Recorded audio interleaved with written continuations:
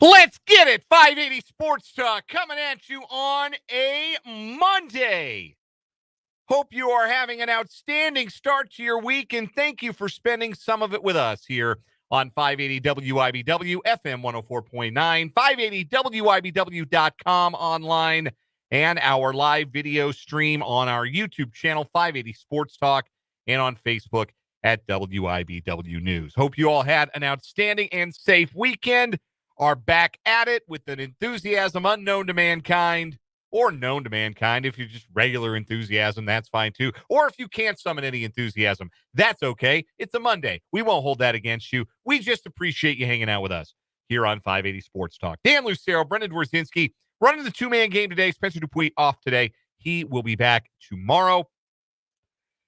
Lots to get to in these next 3 hours of 580 Sports Talk. We are with you until 6 o'clock tonight, and then we will have a little bit of overtime for you as well ahead of Monday Night Football. We're getting to the pregame show on time today. There's no Chiefs Kingdom show because the Chiefs were on a bye, so we'll hand things off to Westwood One and their coverage of Monday Night Football at 6:30.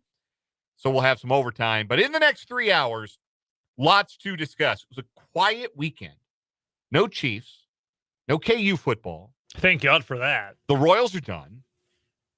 It was just K-State on Saturday night, and some of you maybe didn't make it to the conclusion of that one because I know I struggled too. It was a long night in Boulder. A longer night if you had to listen to Mark Jones and the ESPN broadcast. And a long game. Oh, the game was 3 hours and 40 minutes. Yeah, really. Mercy. Really long football game. A lot of injury stoppages, the whole thing. K-State a winner. In Boulder. We will get to that later on in the show. A game that saw Kansas State grow up in a way that they needed to show that they were capable of after their previous late night road escapades in the Big 12. It was a much needed and very impressive step forward for Avery Johnson, for the Kansas State offense, as they come from behind in the end to beat Colorado 31-28, go to 5-1, 2-1 the Big 12. One thing that is, by the way, a bit of a silver lining for K-State. One, to get this win, obviously very important. Every week that passes, that loss to BYU looks better and better because they are going to be a playoff team. Like, they're incredible. They both smacked Arizona this weekend. They are both romping and stomping their competition. They beat the hell out of Arizona. And now they get to take on at home a beaten down Oklahoma State team without a quarterback, frankly. And you size up the rest of the schedule for BYU, Dan, and Oklahoma State at home. On the road at UCF, take UCF probably because multiple time zones, taking the home team has been very profitable so far this year. At Utah, which who knows what Utah will look like. Home for KU, oh God. At Arizona State, home for Houston. 12-0 is not out of the question. We have gone from thinking that, there's a real possibility, not just one, but maybe two-loss Big 12 teams could play for the conference championship because of how tight this league is, to looking up and saying, wait a minute, BYU and Iowa State have clear paths to 12-0. Yeah. Like, very clear. Farmageddon this year is going to be, it could be one of the most consequential games of the college football season at large. Yes. Which is unbelievable and awesome. Now K-State still got some landmines, including a trip to Morgantown this next week. But if they are able to navigate the rest of their schedule up to Farmageddon with only one conference loss, that is going to be a monster game, the second to last week of the regular season for K-State and Iowa State. We'll talk some Big 12 football later on in the show. We will get into that K-State victory over Coach Prime and the Colorado Buffaloes in front of many, many celebrities. I don't know if you saw this. Taylor Portier, who I got to talk to earlier today, it'll be our K-State player profile we'll bring you later on this week. I talked to Taylor Portier. He was doing media availability today, the senior offensive lineman out of KCK, Bishop Miege. And he said that he had heard a rumor that Rihanna was at the game, and she was not. there were lots of other famous people. Most of them, like, I think a solid 15% of the NBA was on the sidelines. I'll tell you what, man, if I heard Rihanna was going to be there and instead I saw Bradley Beal, I would be severely disappointed. So Taylor Portier made sure to mention his media availability that Rihanna has an open invitation to any Kansas State home game the rest of the season if she would like to come and see the Cats. It's good to know. I would also like to extend that invitation to Rihanna as well. Rihanna is always welcome on 580 Sports Talk. Without question. Bad Girl Riri, come on the show. If she has any interest in performing work while she's here, I would absolutely be okay with that. We don't need to get into all of that. So we'll talk some K-State. We will talk some Royals as well. We promised a more detailed Royals post-mortem after the end of their season last Thursday night, losing the American League Division Series. Earlier today, we heard from J.J. Piccollo, Matt Quatraro, Royals brass speaking earlier today. They have said what they need to do, who they need to go and target this offseason. It's pretty obvious. It's so obvious even we came up with it the day after the season ended. It's so obvious we had been saying it since, like June, July, the trade deadline? If not earlier. But we will talk about how possible filling those vacancies actually is and what the goal ought to be for the Royals as they enter this offseason, with the idea being that you don't want 2024 to be a one-off. You don't want to go 9 years before your next playoff game. You want this to be something that is built to last, and that competitive baseball is going to stay at Kauffman Stadium for at least the duration of Bobby Witt Jr.'s prime. What steps do the Royals have to take to make sure that happens? We'll discuss it later on in the show. Also, just because the Chiefs didn't play, it doesn't mean the NFL didn't go on, and we have some thoughts on Week 6. Our NFL insider, Matt Verderame, is going to join us at the bottom of this hour. Matt posed a question on Twitter yesterday that I found pretty interesting regarding which teams can actually win a Super Bowl without some sort of act of providence happening in their favor. I don't know that the list is very long. I don't know that I agree necessarily with every team on Matt's list, but we'll talk about that. What the real list of Super Bowl contenders looks like 6 weeks through the season. Also, everything else you've come to know and love from 580 Sports Talk on a Monday. We'll do good, bad, ugly from the sports weekend that was. We'll start a new week of What Is Wrong With You. We'll have our 580 Sports Talk headlines, lots of those. We'll talk about the AP basketball top 25 poll released today. Number 1 in Lawrence. The curse is ending this year. And I'm telling you right now, the curse is ending this year. KU, in the 4 previous times under Bill Self, it has been the number 1 team in the preseason, has never made it to the second weekend. 4 times, never made it to the second weekend. The other, however, 17 times it's happened since Bill Self has been at KU, 16 or 15 of them have made it to the second weekend. Something crazy. Yeah. That is ending this year for Kansas. I'm calling my shot right now. Save this and make fun of me later, if you must. But I have a good feeling about this group this year. Now, I'm fired up, man. I am really hyped for this college basketball season. Yeah, I think it's going to be an incredible year in the Big 12. Jason Shear of Wildcat Authority, who covers Arizona, who is a top 10 preseason team, he said there's a very real chance a team goes 13-7 in the Big 12 and gets a 2 seed in the NCAA tournament. Could see it. It's such a tough league, man. There are no days off. No days off in that league. So we'll talk a little college hoops. We'll preview Monday Night Football, talk about the Major League Baseball playoffs, Game 2 of the NLCS going on right now. They're just underway at Dodger Stadium. Dodgers didn't make history. They just tied it. Lead-off home run, Frankie Lindor. Oh, how about that? The Dodgers had gone 33 consecutive innings without allowing a run. Not just starters, not just bullpen. Nobody had allowed a run in 33 innings for Dodgers pitching. First batter of the game today, home run Francisco Lindor. How about that? That is something else. So we'll keep an eye on that as well as we go along today. Of course, you are invited and encouraged to join the discussion today on 580 Sports Talk. You can do that via the Top City Metal Supply text line, 785-272-9429. Send us a text, 785-272-9429. You can also, if you're watching live on our YouTube stream, our YouTube channel is 580 Sports Talk. Subscribe today. Who will be the hero that is subscriber number 650 to the 580 Sports Talk YouTube channel? We were at 649 when I looked this morning. Who's going to be the hero that pushes us to 650? I know you're out there.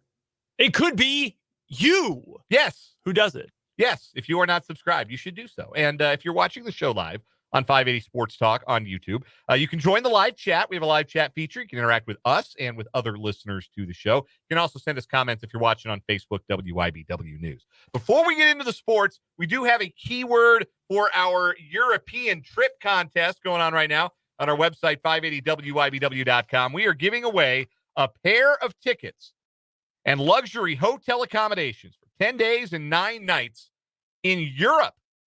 Dreaming of a trip to Italy? What about Paris? Or seeing Big Ben up close? What about all three? We're giving away a 10-day trip to Europe for one lucky winner just for entering the daily winning words on our website. Don't miss your chance at the ultimate Europe getaway. Go to 580WIBW.com. There's a link to click on top left of the page for the ultimate Europe getaway. And you have to enter the keyword, and it's a new keyword every hour. So this keyword is good from now until the end of the 3 o'clock hour. This hour's keyword is taxi. Taxi. Taxi. That is your keyword for the hour. When's the last time you took a taxi? Man, I have to think about that. God, probably, I want to say it was either when I went to New York on a school trip when I was in 8th grade. Yeah. Right. We took a taxi, or I might have been on one in Denver. I might have been on one in downtown Denver. Maybe got one for the airport. Yeah.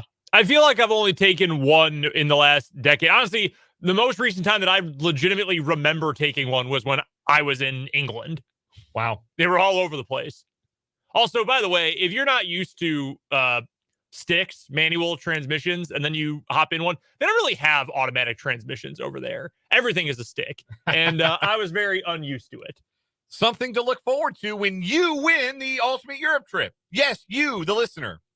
This hour's keyword again is taxi.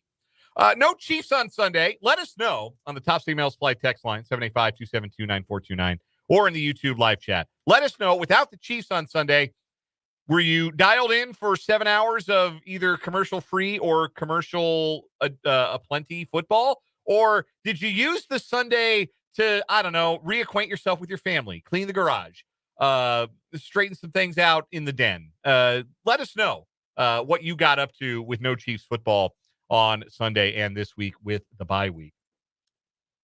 Text asking for the keyword once again, taxi. Taxi. Taxi is the keyword for this hour. I didn't watch a ton. I had some other things going on, so I didn't watch a ton of football. I watched a good chunk of the Baltimore-Washington game, but that was about the extent of football that I watched yesterday without the Chiefs being on.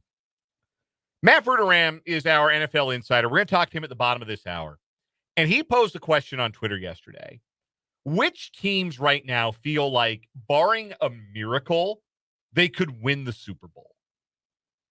And Matt's list was the Chiefs, the Lions, the 49ers, the Ravens, the Texans, the Bills, and then he added the Packers to that list later on. Now, I want to note that he put that list out before Aiden Hutchinson's leg turned into linguine in the Detroit-Dallas game. Horrific. Awful injury to one of the great and really likable players in the NFL.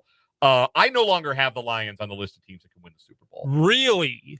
You win championships with dudes, and with respect to the rest of their defense, that's their dude. Yeah. And I don't know. I mean, obviously, even without him, they just dump truck the Dallas Cowboys. Yeah, Dallas quit. They quit in that game. Absolutely gave up. But I am less convinced now that they are a team that can win a championship, because I think he is that impactful. And I think he was playing at that high a level. And I just don't think you replace what he was bringing down to down, snap to snap, week to week very easily. So maybe that makes me a tough grader, but I would take the Lions off of that list. I don't know that I would add anybody to it, to be real frank with you. Chiefs, 49ers, Ravens, Texans, Bills, Packers. That feels about right to me. And like, even you get to the back end of that list, like, the Texans are capable of looking great and looking terrible in the same game. Yeah, the fact that they ran the ball really well yesterday, but the Patriots are also just a mess.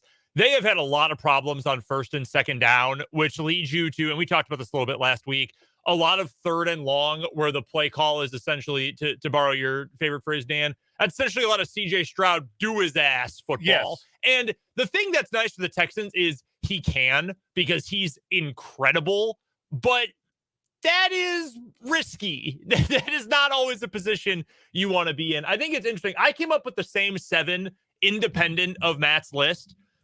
I would still have the Lions on there firmly. I think there are 2 teams from that group. One, only 6 divisions are represented. Like, there's only one division with multiple teams who we are looking at as potential contenders. That's the NFC North, which is bananas. Green Bay is the first team, at least since realignment, maybe ever, to be 4-2 through 6 weeks in last place in a division.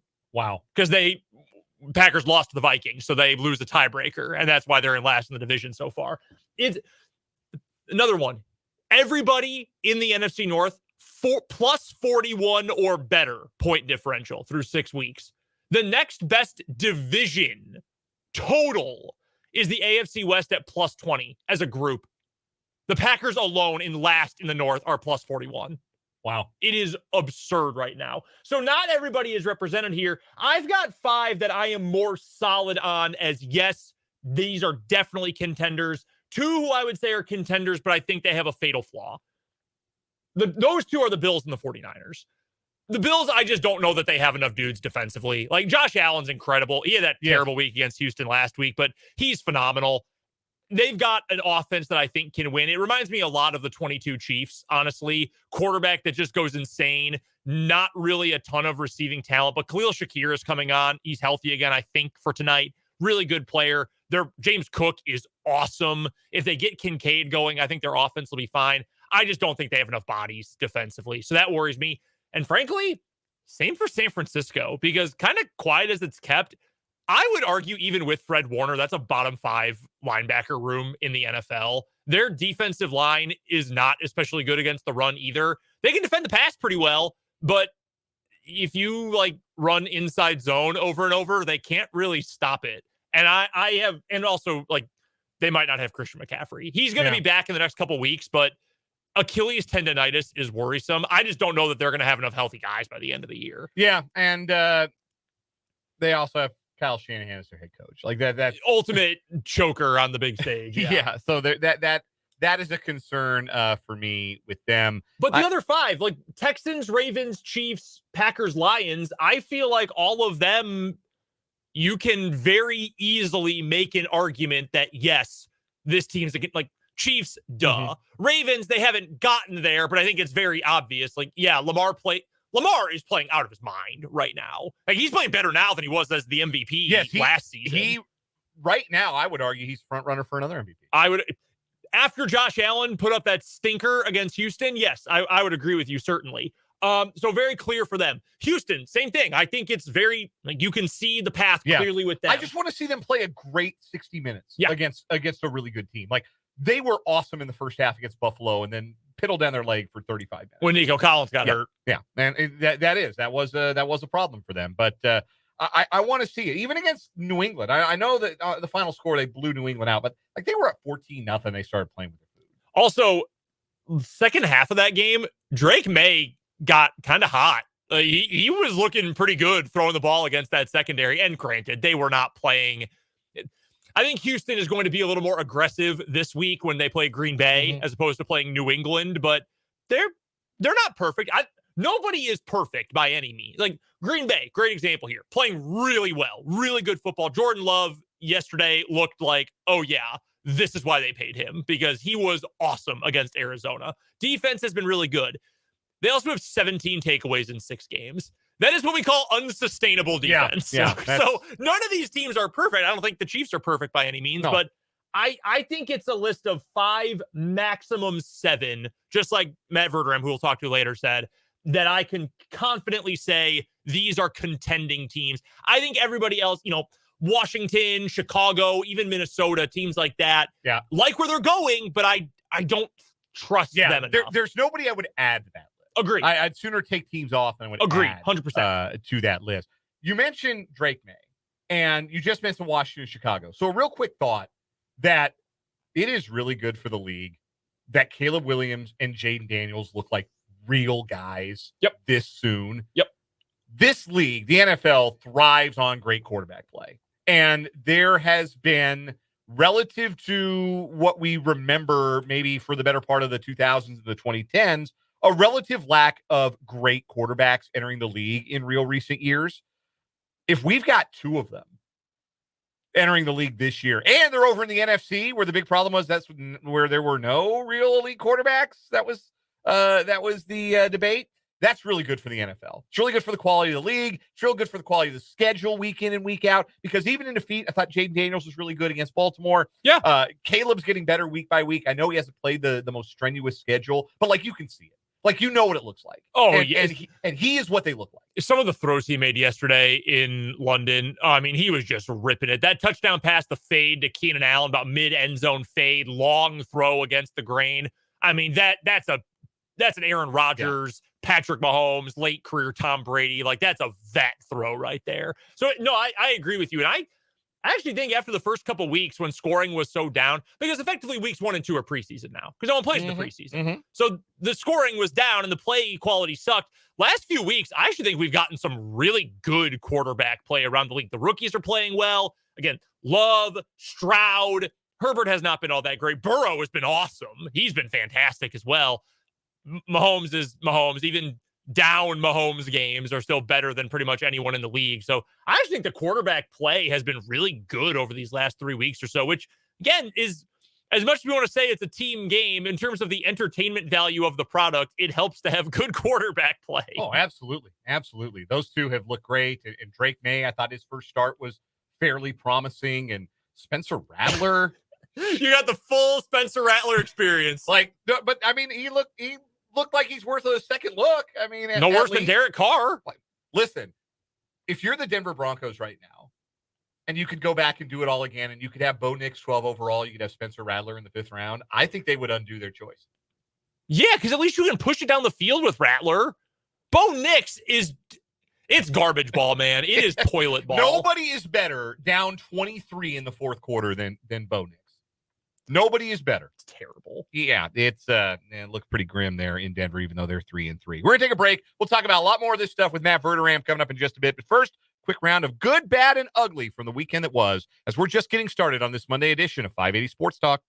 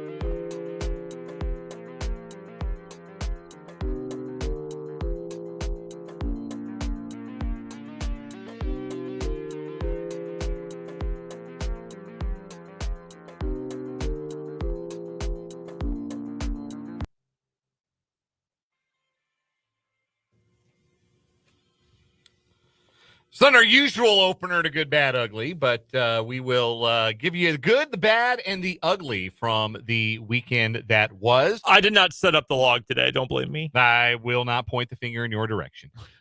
Good for me. I got a chance to head over to the Kansas Sports Hall of Fame induction ceremony yesterday out at the Hotel Topeka. It looked like a great turnout. Of course, it was great to see all of the honorees and past honorees being inducted into the Kansas Sports Hall of Fame. If you go to our website right now, 580wibw.com, you can hear my conversations. Had a chance to get a little bit of time with both Mark Turgeon, the former Hayden High basketball standout, KU great, of course, tremendous career as a basketball coach for many years, Wichita State, Texas A&M, Maryland. Talked to Mark Turgeon for a little bit, and also had a chance to catch up with Will Shields, the former Kansas City Chief, college and pro football Hall of Famer, born in Fort Riley. That is what made him eligible for the Kansas Sports Hall of Fame. So he went in as part of the 12-member class of 2024 yesterday. So had a great time doing that. You can check out those interviews, 580wibw.com. Great event. It was great to have it here in the capital city. That's my good.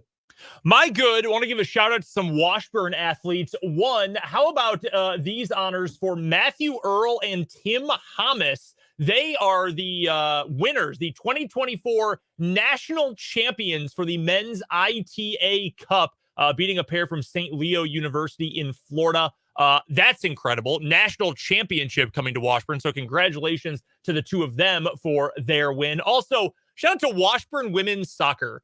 9 consecutive shutouts. 9 in a row. This is the stretch they are on, Dan. 2-0, 1-0, 6-0, 2 scoreless ties, 3-0, 3-0, 3-0, 3-0. Wow. That's the stretch Washburn's women's soccer team is on. They have gone nearly 14 hours of play time without allowing a goal. That's courtesy of Liam Keating over at the Capital Journal. Yeah. Impressive stuff. Incredible. Bad for me this weekend. Will Howard, you have played too much football to make the mistake you made at the end of the Ohio State-Oregon game. I profited off of Oregon winning that football game, so I'm only but so upset about it, but man, Will Howard, you have played a lot of football. You've got to know the clock in that situation. You got to know you don't have 6 seconds, or you've only got 6 seconds. You don't have that. You don't have the time to go dacked it and slide. Yeah, he did. He dacked it a little bit. Felt bad for Will. Great kid and a guy who's worth rooting for. And had a good game before that, but did. That's what you remember, right? Yeah. You played way too much football to make that mistake. My bad. Yesterday, I got my seasonal illness shots. I got them all at 11 o'clock in the morning, and I felt great all day until about 8:30 at night, at which point it felt like I had been hit in the face with a bag of bricks, and I felt like absolute crap and didn't sleep all night. I'm feeling better now, but that sucked. Glad you're feeling better today. My ugly, Colorado fans booing injured Kansas State players. The Folsom Field crowd, not always known for their couth, their etiquette, shall we say, and showed their asses with that. That was really bad. My ugly, Trayshawn Holden of Oregon. Don't spit on other people. It's gross. Do not spit on people. Yeah, that was a bad one. Marred what was otherwise a great game. That's the good, the bad, the ugly. Matt Verderame, always good, never ugly. He joins us next, our NFL insider on 580 Sports Talk.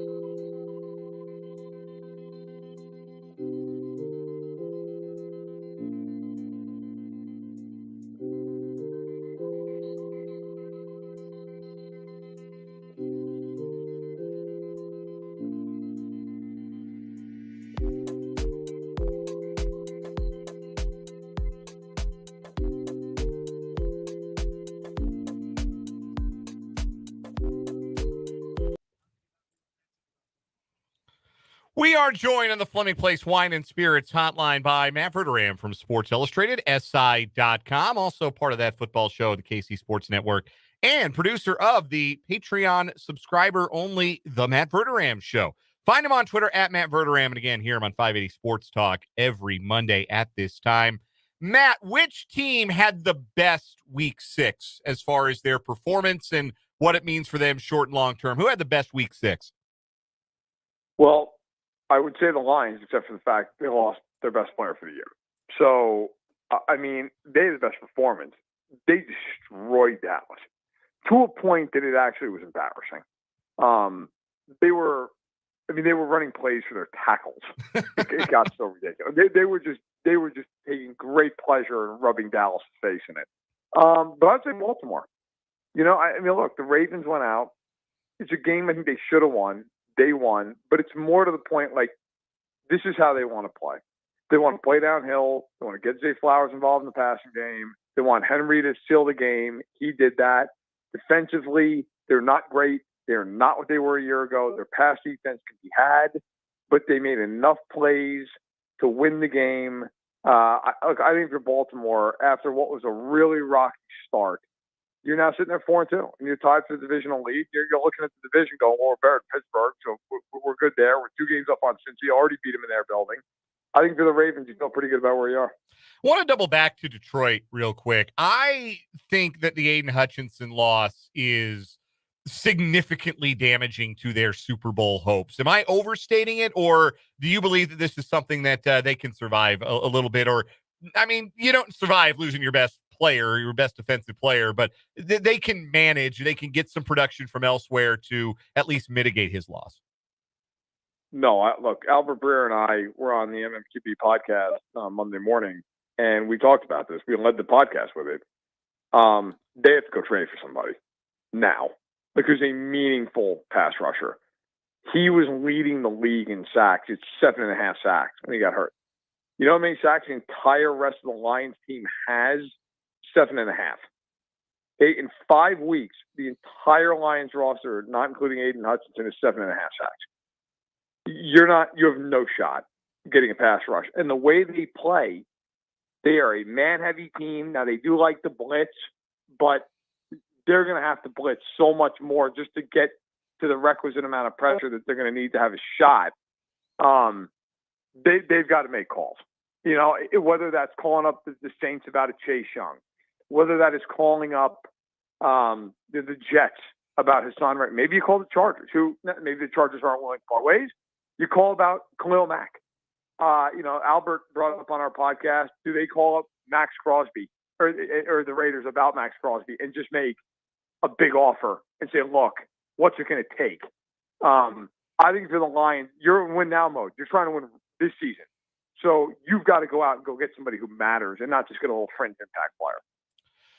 In the London game on Sunday morning, Caleb Williams looked probably as good as he's looked as a pro to date. They beat the Jaguars. Obviously that's a mess. But the Bears now, they're 4-2. Are you buying that this is real improvement, or are the Bears and maybe even Williams a bit a product of a soft schedule? I think it's a combination. I mean, look, Jacksonville, they'll make you look like you're the best quarterback on earth. That's kind of what they do this year. So, look, their last 3 games, the Bears' last 3 games have been against the Rams team that is basically a walking IR stint, and then the Panthers at home and Jacksonville. It's a real good way to get healthy quick. I mean, those are 3 of the worst defenses in football. That being said, I think Williams is making strides. I do think they're getting better. I think Shane Waldron, the OC there, is kind of starting to get a feel for what he can call and what he can't call. That all being said, do I think they're a contender? No. Do I think they might make the playoffs? Sure. The downside for them is their division's brutal, and they have not played 1 divisional game yet. So you're looking down the stretch of, okay, hey, look, they're 4-2. I mean, 6 of their 11 remaining games are in that division. So it's not going to be easy. That being said, though, yeah, look, I think if you're them, you're sitting there going, all right, the crux of the schedule is ahead of us. At the same point, 4-2. It's the first time the Bears have been more than a game over 500 in 4 years. And Williams looks like he's finding his footing. So I think they're a playoff contender. I don't think they're more than that right now. Matt Verderame is our guest. He joins us every Monday at this time to talk all things NFL here on 580 Sports Talk via the Fleming Place Wine and Spirits hotline. Check out his work at SI.com and in Sports Illustrated. Check out the Matt Verderame Show on Patreon and that football show at the KC Sports Network. From one rookie quarterback to a couple others who made their debuts yesterday, Drake May with the Patriots and Spencer Rattler with the Saints. How do you think those two newcomers performed in their debuts, Matt? Rattler, I thought was fine. He wasn't great. He wasn't terrible. I think he looked like a guy who could have a career in the NFL. Now, is he going to have a real high-end career? It's hard to say after one game. But he looked like he belonged in the NFL. So if you're talking about a mid-round pick who's a rookie getting his first start against a defense led by Todd Bowles, who's always going to give you a million looks, I thought he played pretty well. I thought Drake May actually played very well, considering the fact that starts the game early on with a pick. They can't block anybody. I mean, the only offensive line I think is worse right now is Cleveland. Although with all the injuries, New Orleans is an argument. I thought May played well. Like if I had to grade May, I'd probably give him like a B. I didn't think he was, a superstar in the game, but I thought, they don't have any weapons. They don't have a line. They've got a defensive-minded first-year head coach. Stevenson's not playing. I mean, you couldn't have a tougher spot. And they played Houston, who can get after you with Anderson and Hunter. And he threw 3 touchdown passes and looked more than competent. So if I'm a Pats fan, I'm excited about that. And they got the Jags coming up this week, so he'll throw for 500 yards. Speaking of the Cleveland Browns, what the hell? What do you even say at this point? I mean, Matt, this is one of the worst offenses ever, truly ever. I mean, every single minute, it feels like there's something new that's tweeted or posted on Reddit or somewhere, this stat about how awful Deshaun Watson is or how pathetic their offense is overall. Like, they're getting outscored by the Panthers, by leagues at this point this season. I mean, what? There's not really a fix this year because you're anchored to that albatross that is the Watson contract, but I'm out of superlatives for this team, man. I don't even know how to describe how pathetic they are right now. I mean, at the risk of giving really obvious analysis, they suck. Like that's the best analysis I've got for you. They're a terrible football team. And by the way, they shouldn't be a terrible football team. But they've got real talent on that roster. Okay, there's a team that won 11 games last year with 5 different starting quarterbacks. Now, I get it. They've been beat up front. Chubb coming off the big knee injury. We all understand that. There is no reason this team should be 1-5. Kevin Stefanski's a good football coach. That defense has guys on it, even beyond the Garretts and the Ward. And yet they're sitting here and they're 1-5 and they're punchless offensively because their quarterback is terrible. He's the worst starting quarterback in football. I'm sitting down doing my rankings literally right now for later in this week, our NFL quarterback rankings I do once a month. He's the worst quarterback in football. You pick a metric, he's the worst at it. He is an atrocious NFL quarterback at this point. He's not even like, well, he's 24. He is the worst. And the Browns will not bench him because the front office and ownership can't accept the fact that it is the worst trade in subsequent contract in NFL history. They gave him $230 million guaranteed. And the Browns look at it now like, well, if we bench him, it's a sunk cost. Guys, I got news for you. It's a sunk cost anyway. You might as well try to win a handful of games in the meantime. Park him on the bench and deal with reality. And if they don't do it, Stefanski's going to lose that locker room. You're going to have guys on that team who just say, screw this. I'm not going to go out and get beat up week in and week out. The season's over. If they're 2-7, why would, if you're dealing with a hamstring injury and you're 50-50, why would you play? If you could make a tackle, but you've got to dive and maybe you got to use a shoulder that's a little lift, why would you do it? I mean, the whole organization's making one big fat $230 million business decision. Why wouldn't some of the players? And I think that's where we're at this point, where the Browns, it's gone from, hey, look, he needs time, to, hey, look, we've got to make this work, to now it's just, look, this is negligence. I mean, he needs to sit down, if not permanently for a while, but they seem to have no interest in doing that.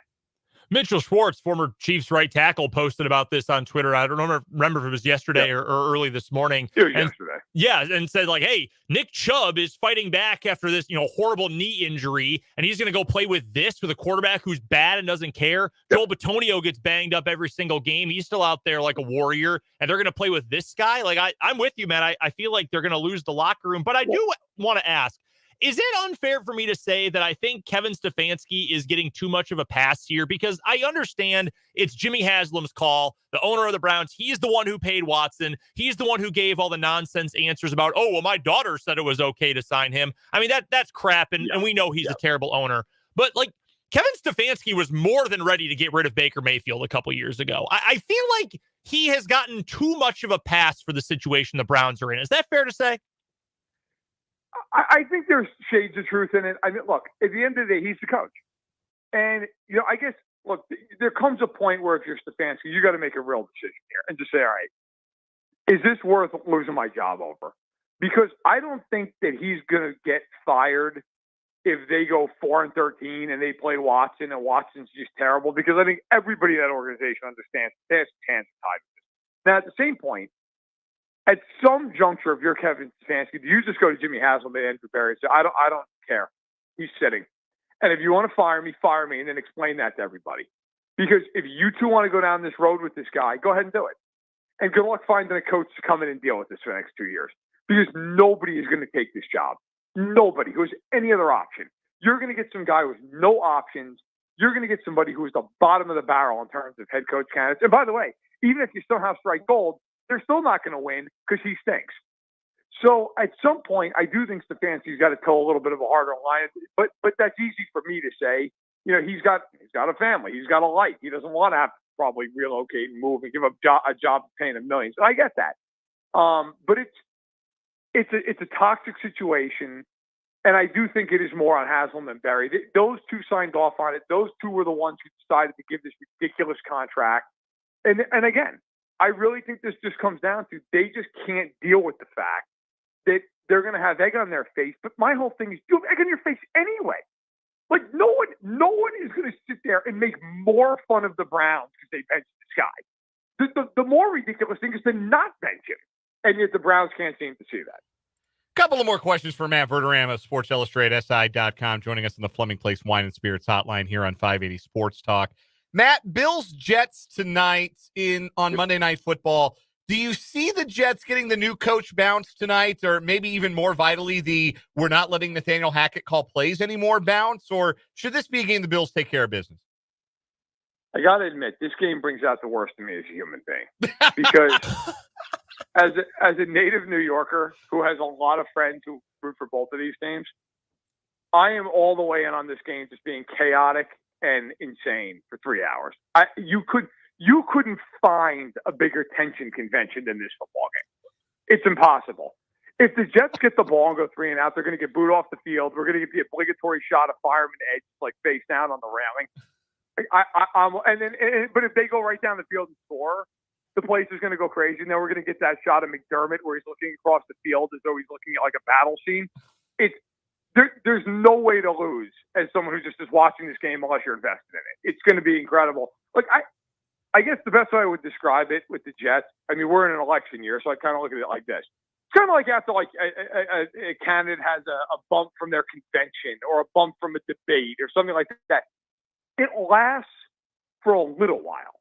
And that's what I think could happen with the Jets. Like the Jets might get a bump for a week or two where, hey, emotionally, we're going to go out and the offense is going to show that we're not this bad. We're going to redouble our efforts. And defensively, we're going to show that Jeff Ulbrich can be the guy. I think that's a really hard thing to keep up for 3 months. But for a week or two, yeah, I think it's possible.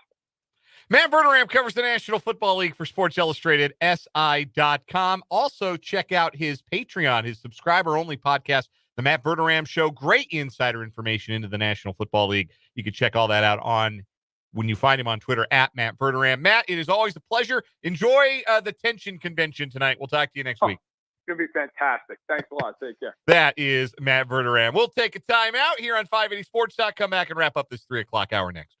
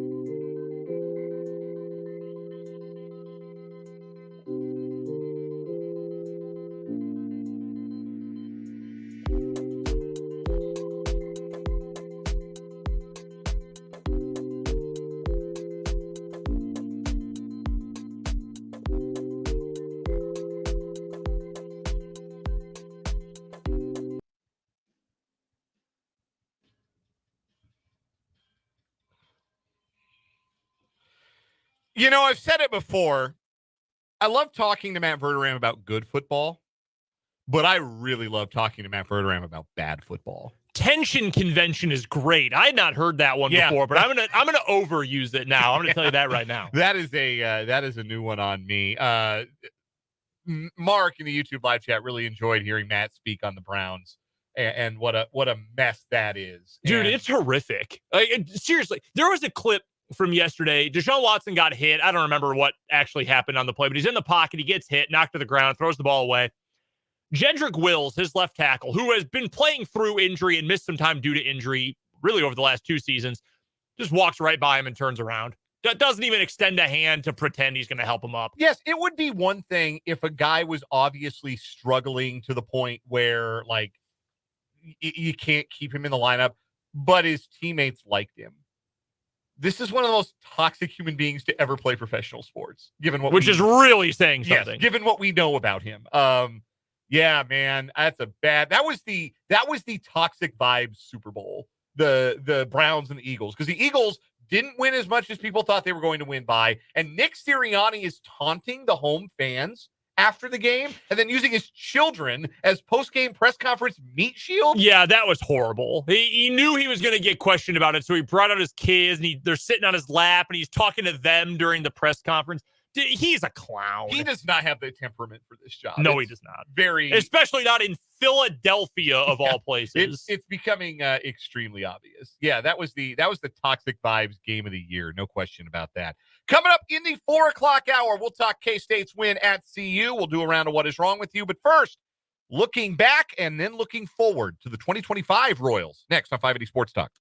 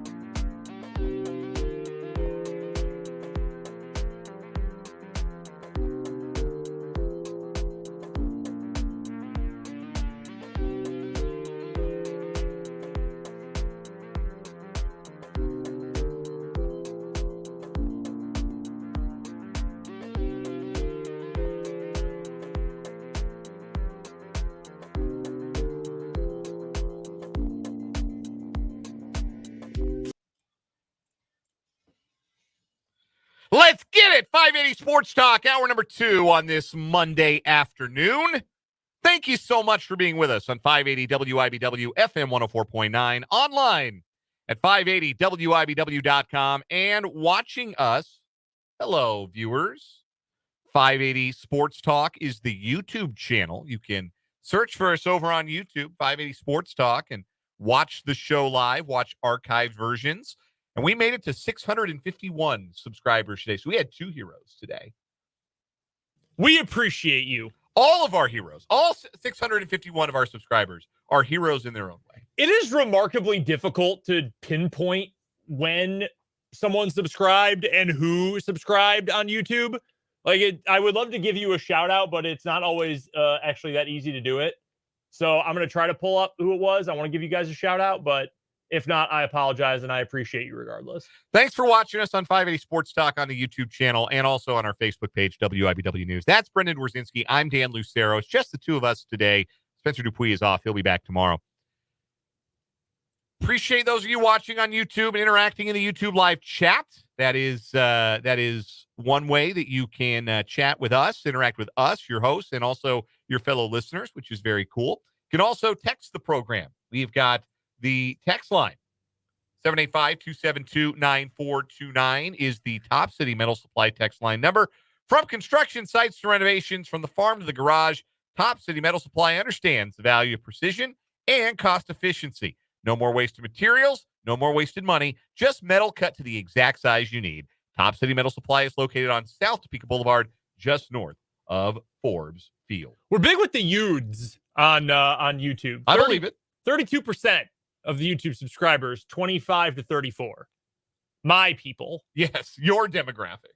Your demographic is next, 23%, 35 to 44. Oh, man, jeez. I want to give a shout out to the depressing when I'm in that 7.8% of subscribers who are 65 plus. Hell yeah. Yeah, absolutely. That rules. We love that. Young people love to be like, oh, my grandparents, my parents, they don't know what they're doing. They don't know how to use a computer. Clearly you do, and we appreciate it.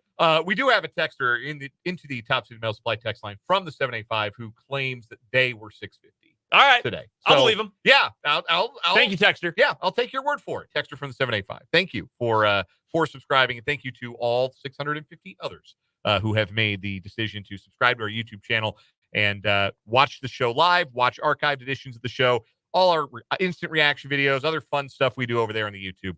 We appreciate you. We also have subscribers, I can tell you, from 6 different countries. Oh, hell yeah. Can you name them? Well, I'm very popular in Belgium, so I'm going to guess Belgium. Not Belgium. You're close. Germany's one of them. Okay. Germany, the UK, Australia, Mexico, Canada. Unsurprisingly, all countries that really like the NFL. Yes. No, that's true. That's true. A lot of Chiefs fans in Germany. Yep. Remember? No, that's true. A lot of Chiefs fans in Germany. True. So, yeah. I overestimated my popularity in Belgium, apparently. It's close to Germany. You know, French fries originated in Belgium?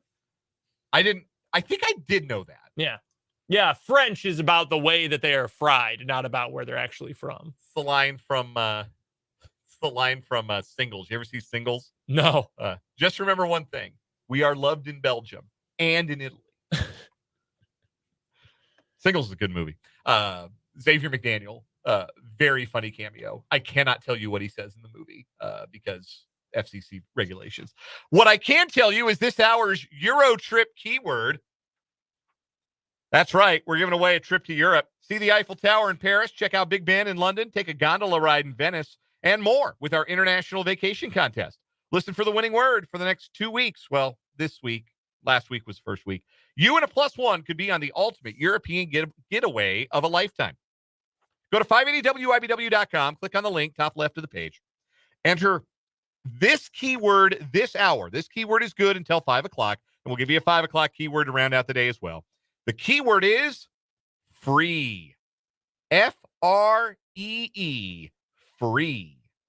Real quick, off the top of your head, something good about Europe. Go. Something good about Europe? Something good about Europe. Soccer. That's a good one.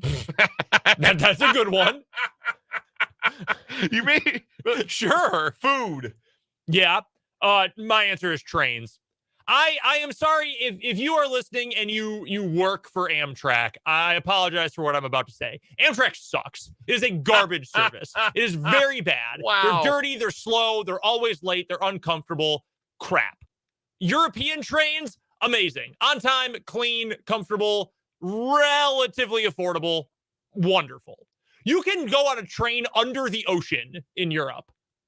English Channel, but it connects to the ocean. I want to point out. Here it's like, oh, sorry, we went 15 miles and broke down again.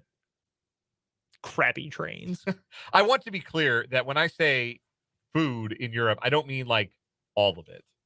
I mean like very specific foods from very specific countries. Yeah, of the places that are included in the Alpha Media Euro trip, like Italy, Venice, oh yeah, you know you're eating good there. France, like even the grossest French restaurant is nicer than the nicest American restaurant. And you get good bread with everything. England, go find an Italian restaurant. Yeah, man, I don't need bangers and mash in my life. Well, do you know what bangers and mash is? It's like a sausage dish, right? It's sausage and mashed potatoes. Yeah. That bangers and mash and fish and chips, you usually can't go wrong. Yeah, as soon as you see something with peas, smack barm pea wet or whatever. Yeah, the smack barm. I remember that video went viral. It looked like a chicken pot pie on a bun. Yeah, like an emptied chicken pot pie. You just drizzled out the contents of a pot pie on a bun. And listen, I would eat a chicken pot pie on a bun. Like I'd recreate the smack barm in my house. I go get one of those banquet pot pies that cost like 75 cents at Walmart. And I just put that on a King's Hawaiian. And that sounds like good eating to me. Now, covering it with mushy peas and pea liquid, that's where they lose me. Not that kind. Come on, man. You knew what I meant. I knew what you meant. No, that's real, though. Mushy peas, gross. There's like beans on everything. Too many beans. Yeah. Everywhere. Beans. I don't need anything pay wet. No. The Wigan kebab. That's what it was called. The Wigan kebab. Now, I'll eat a kebab. I'll eat any kind of kebab. 100%. And you can find a lot of good Indian food in England, which understandable if you know anything about world history. I was late to the Indian food game, and I got some catching up to do. Like, because Indian food goes crazy. My wife loves Indian food. Yeah. You're a big fan. Indian food goes crazy. But yeah, no, a lot of good food over there. Be selective in London. I will tell you that. I know from experience. Be selective. That's if you win the trip. Again, the keyword for this hour, free, Free, free. Still to come in this 4 o'clock hour of the program, our first round of What is Wrong with You for this week here, the week of October 14th. We'll also talk about K-State, their big win over Colorado, a maturity win, a mental toughness win on the road, the kind of win you needed to see from this Kansas State team. We will get there. But first, earlier today, JJ Piccollo, Matt Quatraro spoke with the media, the end of season post-mortem press conference for the Kansas City Royals. And we don't have full audio of that for you. It was a very long press conference. They spoke for the better part of 40, 45 minutes. The crux of what J.J. Piccollo said about this coming off season, though, is essentially the same that we have been saying on 580 Sports Talk and that you have been saying on the Top City Metal Supply text line, on the YouTube live chat for a very long time now. And that is the Royals need a top-of-the-order bat, and they need a middle-of-the-order bat. And preferably, that production would come from the outfield, where the Royals were really not productive enough in the 2024 season. They were one of the worst teams in baseball when it comes to offensive production out of the outfield. Now, saying it is one thing and going and doing it is another. And I understand that if there is some, you have to see it to believe it, maybe a little bit. If you are a Royals fan, see it to believe that the Royals are going to go out and for a second straight offseason, open up the checkbook and pay players that not just raise your floor, but raise your ceiling. That was a big thing we talked about this past offseason, Brendan, is that the Royals focused a lot on guys who raised your floor as a team. Like that made it so your worst case scenario wasn't 106 losses. Your worst case scenario was competence, Yes. which I think the Royals certainly achieved. And they blew right past that. But like floor raising players are the Adam Frazier's and the Garrett Hampsons and the Will Smiths of the world. Those guys are your floor raising players. Even if they don't end up having great seasons, there's still something of value that they can offer to you that goes beyond what you'd get from a replacement level player. Seth Lugo and Michael Wacha ended up being ceiling raisers for this team. So now the Royals have to look at it as we won 86 games last year. Now we have to find some more ceiling raisers for this coming 2025 season and beyond. And where you're going to find ceiling raisers, I think, for this team, the easiest place to raise the ceiling is production in the outfield. Jeff Passan has an article today about just overreaction or not an overreaction to thoughts on the teams that made it to the division series. And he wrote this about the Royals and their problem with getting production out of the outfield. The good news for Kansas City is that corner outfielders will be available in free agency. Anthony Santander, Teoscar Hernandez, Tyler O'Neill, Max Kepler, and Jurickson Profar are potential targets. And the Royals spent intelligently enough in free agency last winter to position themselves for a postseason run, getting to play with Witt, Salvador Perez, Cole Reagan, Seth Lugo, and Vinny Pasquantino, and for a manager like Matt Quatraro, should be appealing enough to make the interest with top bats mutual. Now, if you have not been watching the National League playoffs, Teoscar Hernandez is out there making him a lot of money right now for the Dodgers. Anthony Santander is probably another guy who's going to price themselves out a bit of the Royals' range. But it's important to remember this when it comes to what you're hearing from a postmortem press conference. Last year, J.J. Piccollo said, we have to go get starting pitching. And what the Royals do, they went and got starting pitching because John Sherman gave the okay to go get some starting pitching. There would be a lot of words for it. But the word I'll choose here is surprising. It would be surprising if 1 year after a spending spree in the offseason produced a playoff team, if John Sherman were to look at what spending that money accomplished and look at revenue projections for a season that's going to come with more ticket sales, more season tickets, and for John Sherman to say, yeah, we can't do that again. Austerity now. We're not spending any money. Win with what you got. Go find some more Adam Fraziers. I don't think that's going to happen. I think there is going to be an impact bat added in free agency. Now, I can't swear who that impact bat is going to be. I think Tyler O'Neill makes some sense. That's a power bat in the order that the Royals could certainly use. But J.J. Piccollo put his name on it last year and said, this is what we need. This is what we have identified as our biggest need. This is what we have to go spend money on. And then they went and spent money on it. So now, if he says, this is where our needs are this offseason, I expect, and maybe it's not $110 million worth like it was last offseason, but I expect the Royals to outlay some serious cash for a free agent bat. And any of those five names Jeff Passan wrote about, I'm less enthusiastic about Max Kepler, although he is left-handed. And that's an element the Royals were really kind of short on this past year. And that got exacerbated when Pasquantino went out in September.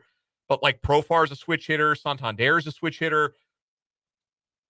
I think that's the place that you can go and add and raise the ceiling in the same way that last year Seth Lugo and Michael Wacha were your ceiling raising additions.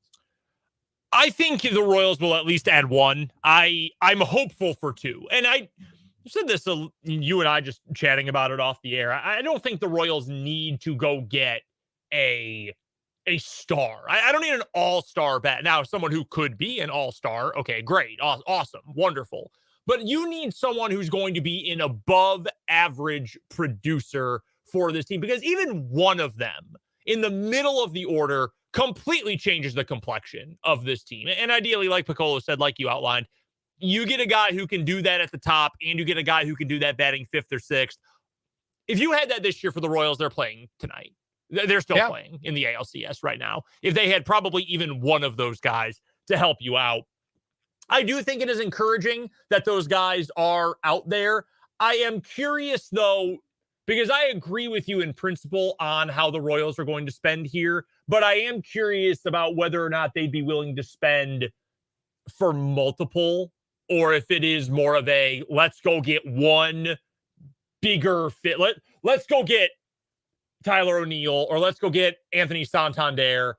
I personally don't know that I love the Teoscar Hernandez fit at the K. I don't know that that's a perfect fit for this Royal team, but one of those guys. And that's the big fish. And then we'll try to supplement with some Moneyball moves. Maybe that's the approach here. Maybe that depends on what some other guys are going to do with their contracts. Like what do you do if Michael Wacha opts out? I don't know that he will.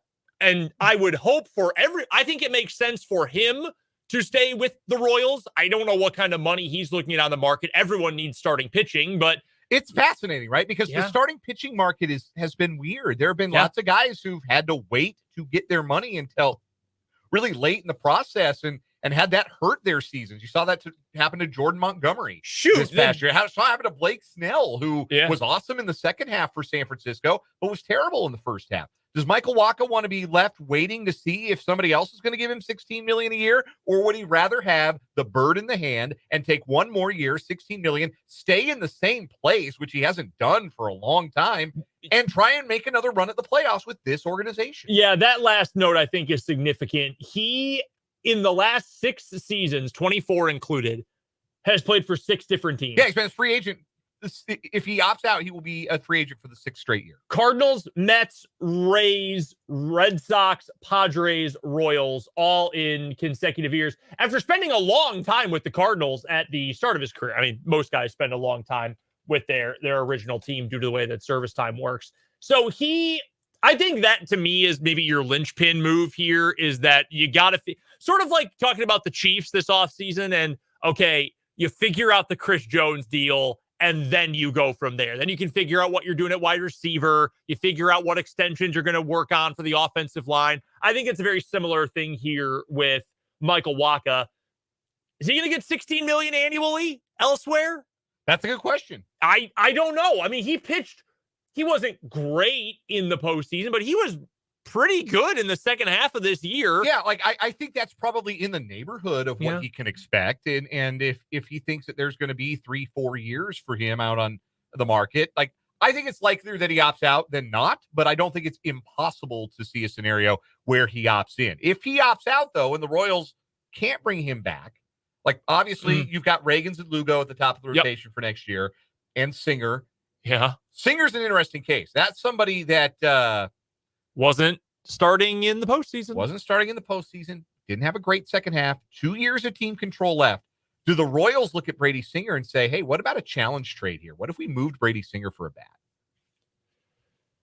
I wouldn't be opposed to it. Depending on the player, I would not be opposed to it. Because Alec Marsh is going to factor into the rotation next year. You have to remember that he was pretty good, and they worked with him, and I think he can take a step forward next year. Like, there's room for improvement with him. You wonder if maybe Chris Bubich or Daniel Lynch IV returns to the rotation next year with some renewed confidence. And don't forget about Kyle Wright either. I certainly had until I saw his locker at Kauffman Stadium during the postseason. Mm-hmm. Kyle Wright won 20 games in 2022. Then he had shoulder surgery. His arm went bad. 2023 was not good. His arm blew up. He had shoulder surgery. He's only 29. He could be a factor in the starting rotation next year because, again, in 2022, he made 30 starts and won 21 games. Yeah. So, like, they've got him as a possibility for next year already in the organization.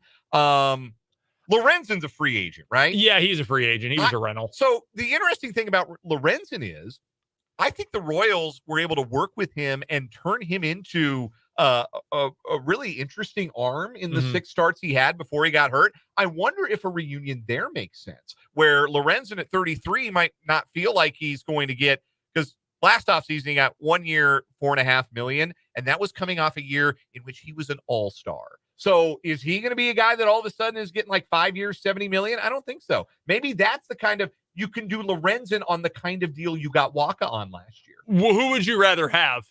1 more year of Wacha at $16 million, or somewhere between that and what Lorenzen made this year for a year or a 1+1. Yeah, I think if Walker's going to opt in, that's a no-brainer. You take that, you're happy to reunite with him. But if he opts out, I think I would probably. I mean, look, you're going to need starting pitching depth. That's where the Royals, when people make the argument that, well, it's going to be really hard for the Royals to duplicate what they did in 2024, the biggest reason is, again, they only had 11 starts from guys who were outside their starting rotation all season long. That is unlikely to repeat itself just because of the nature of pitching and what that does to the body, what that does to the arm. The Royals had 3 guys start 32 or more games. Yeah. Waka started 29.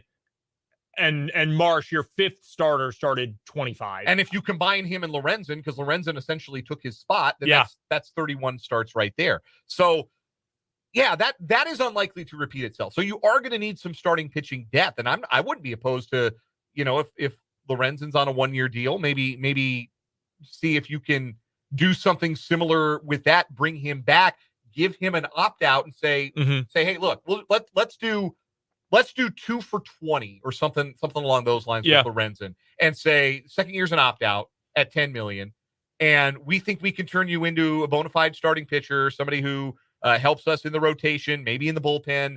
And if you outpitch that contract, you opt out, no hard feelings. But you're going to help us in 2025 because we're going to need arms in 2025. In all likelihood, we're not going to have the same kind of luck that we did with guys staying healthy for the duration. I think if you were asking me to order the kind of go through the order of operations here for how the Royals should address their positional needs and personnel needs this offseason. Number 1, you've got to get one above average major league bat, whether that's the leadoff guy, whether that's a middle of the order guy. That is the must. You have to do it this year. Like that's number 1. After that, I think you figure out what you have available, like what your starting pitching looks like, and go from there. Like if you think, if you go out and you spend big money on Santander, for example, and maybe that means you got to tighten the purse strings a little bit because Michael Wacha resigns, well, then in that case, maybe you end up in a position where you kind of have to, you can't go get O'Neill and Santander, for example. Maybe you do have to go with a cheaper player at that point as that secondary bat, but you've got to get at least one. I want 2. Perfect world. The Royals go out and they get 2 of those guys. And name any 2 from that list that Jeff Passan put out. Any 2 of them, bring them over. Great. That's the perfect world scenario. Doesn't always work that way with small market teams. So I think you get one of them, you figure out the rotation, you go from there. One other guy I want to bring up because he did come up in the course of the press conference, and that is MJ Melendez. Essentially what Piccollo and Quatraro said about Melendez is they see the hard work he puts in and they see the show he puts on in batting practice. And folks, I was down on the field for batting practice before game 4. I watched Melendez take batting practice. I get it, man. I get it. Some guys are really good at 4:30 and you talk yourself into, well, they should be able to do it at 7:05 or 6:40. And for whatever reason, for some of those guys, it just never clicks. But they've said, we're not going to give up on this guy just because he didn't have he has struggled. They see talent. They see hard work. I don't think they're done with Melendez yet. I want to throw a batting line out to you. 500 plate appearances, a 212 batting average, a 271 on base, and a 361 slug with 15 home runs in 140 games in an age 25 season. That's pretty bad, right? It's not good. If you had given up on that player, you would have given up on Mike Moustakas. And MJ Melendez was 25 this past season as well. Sometimes it just takes a little time. Guys don't hit their stride until they get to their mid-late 20s. And similar kinds of hitters, right? Left-handers, big swings, some levers, but when they make contact, the ball travels. At 26, Mike Moustakas was an all-star. I totally see where you're coming from with that. My concern, though, is what is more likely? You repeat Mike Moustakas or MJ Melendez just doesn't have it between the ears? Like that, it's the quarterback thing, right? I don't think between the ears is the problem. Like, this is the son of a coach. Like, I don't think it's between the ears. I just think that he's got long levers in his swing and he hasn't figured out how to put those together consistently to catch up to big fastballs. I don't want to badmouth the guy. I also would probably non-tender him, to be completely honest with you. I'm ready to move on. Yeah, I am certain the Royals are not. Like, yes. I want to make that clear. I am certain that the Royals are not willing to do that. Because that's the guy. Like, if there's a guy in the organization that I feel like is capable of, because they're going to need some improved offense from within the organization. They can't spend their way to improved offense up and down their lineup. They can't. They need somebody. Maybe that's Michael Massey takes another step forward. I think Massey is kind of who he is, which is not a bad player. Like an above average bat with some power and a good glove at second base. I like Michael Massey as is. But they're going to need somebody in the organization to take a step forward. We have a text from the 785 on the Top Emails Play text line who suggests that Isbell could be a guy whose outfield skills make him a true keeper if he could just hit a little better. I think you're right on the first part of that, Texter, that the outfield skills, like Kyle Isbell's so good in center field, probably needs a right-handed platoon partner who hits a little more than Garrett Hampson does. But I'm not worried about Isbell if he's a 75, 80 OPS plus guy because the glove is good enough. That's ninth, good glove. Yeah, that's fine. Melendez is the upside play. Melendez is the biggest upside play, and like upside plays are never great bets, but he's the best bet of anybody that you go up and down the organization to be a guy who breaks through, who suddenly puts it all together. I will say nobody on the 26-man roster, nobody in the organization has a bigger gap right now between actual production and potential. And that's good and bad. The good is that potential, you see it. You see it in batting practice. You see it in the athletic profile. You see it in certain moments. You can understand the vision. The downside is you don't always reach potential, and it is hard to reach that maximum potential. So Again, I don't think the Royals are going to do anything. I know I am being a little more aggressive with my negativity than the organization is, probably for the best. That's why I'm here and they're there. That's fine. But yeah, I mean, if he could take a step up, you're feeling great, then you probably only do need to sign one guy. That's just, that's a gamble, and I think the Royals know that. We're overdue for a break, but I did want to get to this text because it's a good question from the 785. What about the first-round draft choice of the Royals this past year, Jack Caglione? Jack Caglione didn't exactly light up high A. I don't hold that against him. It was a very long college season. A lot of guys sometimes get to the pros and that first exposure to pro ball after a long college season. It was a long one for Caglione because his team went to the College World Series. That can be a difficult adjustment. So 29 games in high A, I'm not willing to say, because he only hit 241 in high A, he's actually bad. He's actually a bust. Like, the tools are there. I think, though, that Caglione is probably a 2026 option more so than he's a 2025 option. And I could be wrong. He could go to Northwest Arkansas next April and tear the cover off the ball and force the issue. And that's best case scenario. And he's talented enough. I'm not ruling that out. But I think the Royals look at Caglione as a guy who's going to help their 2026 lineup more than a guy who's going to help their 2025 lineup right now. But thanks for the question. Appreciate you listening. Appreciate the text into the Top City Metal Supply text line. We're going to take a break. We're overdue for one. We're going to come back with What Is Wrong With You on 580 Sports Talk.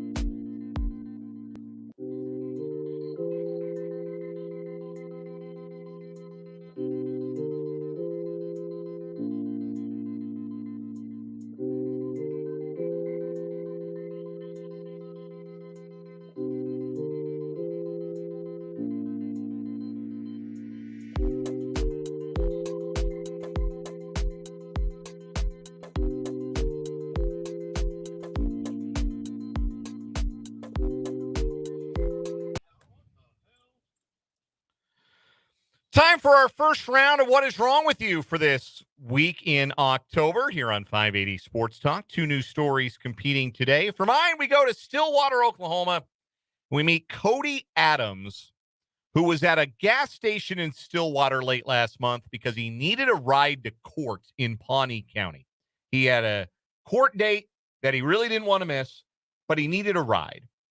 Couldn't find anyone to give him a ride to the Pawnee County courthouse. So he stole a car. Stole a LifeNet ambulance supervisor vehicle. It had been left running with no one inside. He made it to the courthouse and ditched the vehicle, but was spotted by a trooper who arrested Adams, who would admit to borrowing the vehicle. Dan, I have bad news for you. What's that? This is a repeat story. Is it a repeat story? It is the story from last week. Geez. If you want a moment to look for a new one, I'll go. Yeah, you go ahead. It's a great story. It is a great story. I thought that was a fairly recent one. I'm surprised you guys got to it last week. It was one of Spencer's last week. Okay. Dang it, Spencer. That was on one of the days of the that the Royals were playing. Actually, kind of shocking that one didn't win. That's a really good story. It is a very good story. Anyway, yeah, you go ahead with yours. I'll find a replacement. All right. So, do you know what Power Wheels are? Yeah. The little plastic cars. Wanted one so bad when I was a kid. I never got one. My little sister had a hand-me-down one from a family friend for a little bit. Well, an Indiana man is facing a felony charge after he was caught operating a Power Wheels Jeep while drunk. We've seen cases of people caught operating everything from a bicycle to a horse and buggy while intoxicated, but this might be a first on a Power Wheels toy. According to the Indiana State Police, on the night of August 23rd, so this is a while back, a trooper who was in, you know better than me, Vincennes? Yeah. Vincennes, Indiana? In the southwestern part of the state, spotted the little Jeep being driven by 51-year-old John McKee. Per a press release, the most concerning part of the odd scenario was the Power Wheels had no lights or reflectors and thus was difficult to see.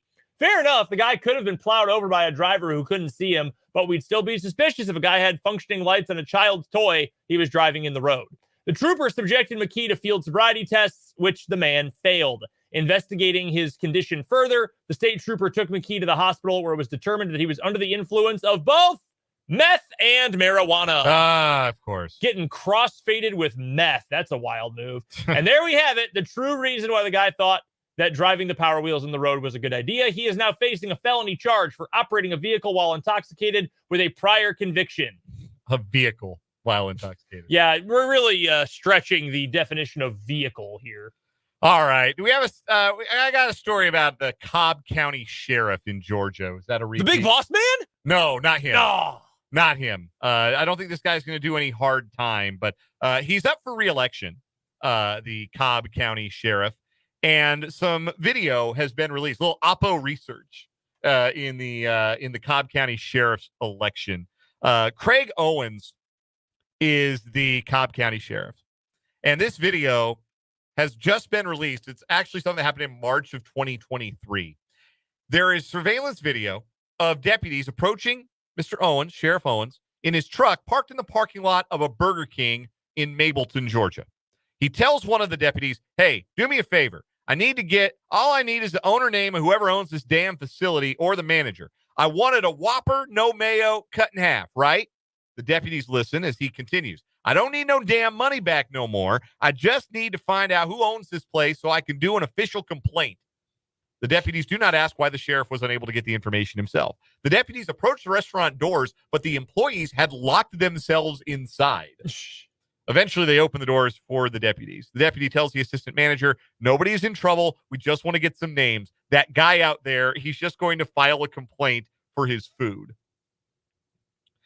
Wow. Later, the deputy tells the sheriff the employees are in fear because angry customers have escalated to stalking in the past. The sheriff laughed and said, you didn't tell him who I was, did you? The deputy responded, no, I just told him it was the guy out in the truck. The sheriff called the deputies to harass the employees at a Burger King over getting his order wrong. And now that video is everywhere thanks to his political opponent, David Cavender, who posted the video online early Friday. That's very funny. All right, so here's my big complaint with this entire thing. He ordered it cut in half. What are you, 4? Yeah, man. Cut it in half yourself. Little baby hands? What are we doing here? Cut it in half yourself. Cut in half. Now, he is a real man of the people because he ordered it with no mayo. So cut in half, ridiculous. It's not that big. Yeah, this is bad. I think getting crossfaded on meth and driving a Power Wheels in the middle of the road is worse, though. Paul calls it Power Hour Wheels in the YouTube live chat. That's a good name. We're gonna go with that. We're gonna go with that story here as our first winner of the week on 580 Sports Talk. When we come back, K-State big win in Boulder. We'll talk about it next.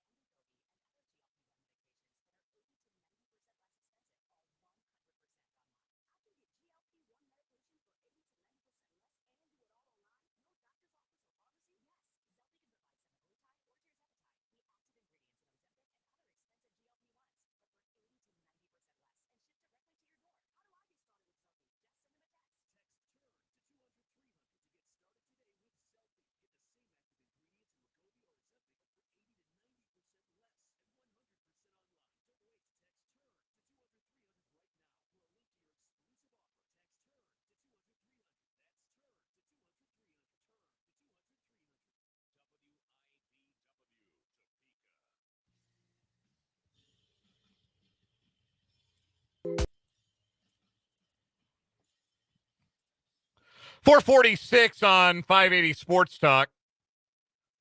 If you stayed up late for it, you're a K-State fan, you were rewarded. Wildcats 31, Colorado Buffaloes 28 at Folsom Field on Saturday night. And I got to be honest, I liked the play call and still think it was the right decision for K-State to go for that fourth down in Colorado territory with about 4 minutes to play.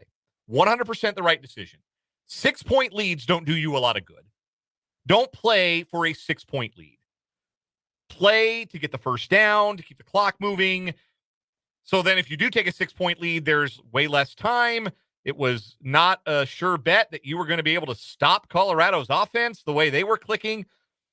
Going for it on fourth down was the right decision. Throwing a slant into traffic and misfiring on that slant, that was all bad. The carom right to the Colorado defensive back and his long return, that was even worse. But that was good process and bad result. I'm not upset about that play call at all. But when Colorado scored 2 plays later, I thought the game was over.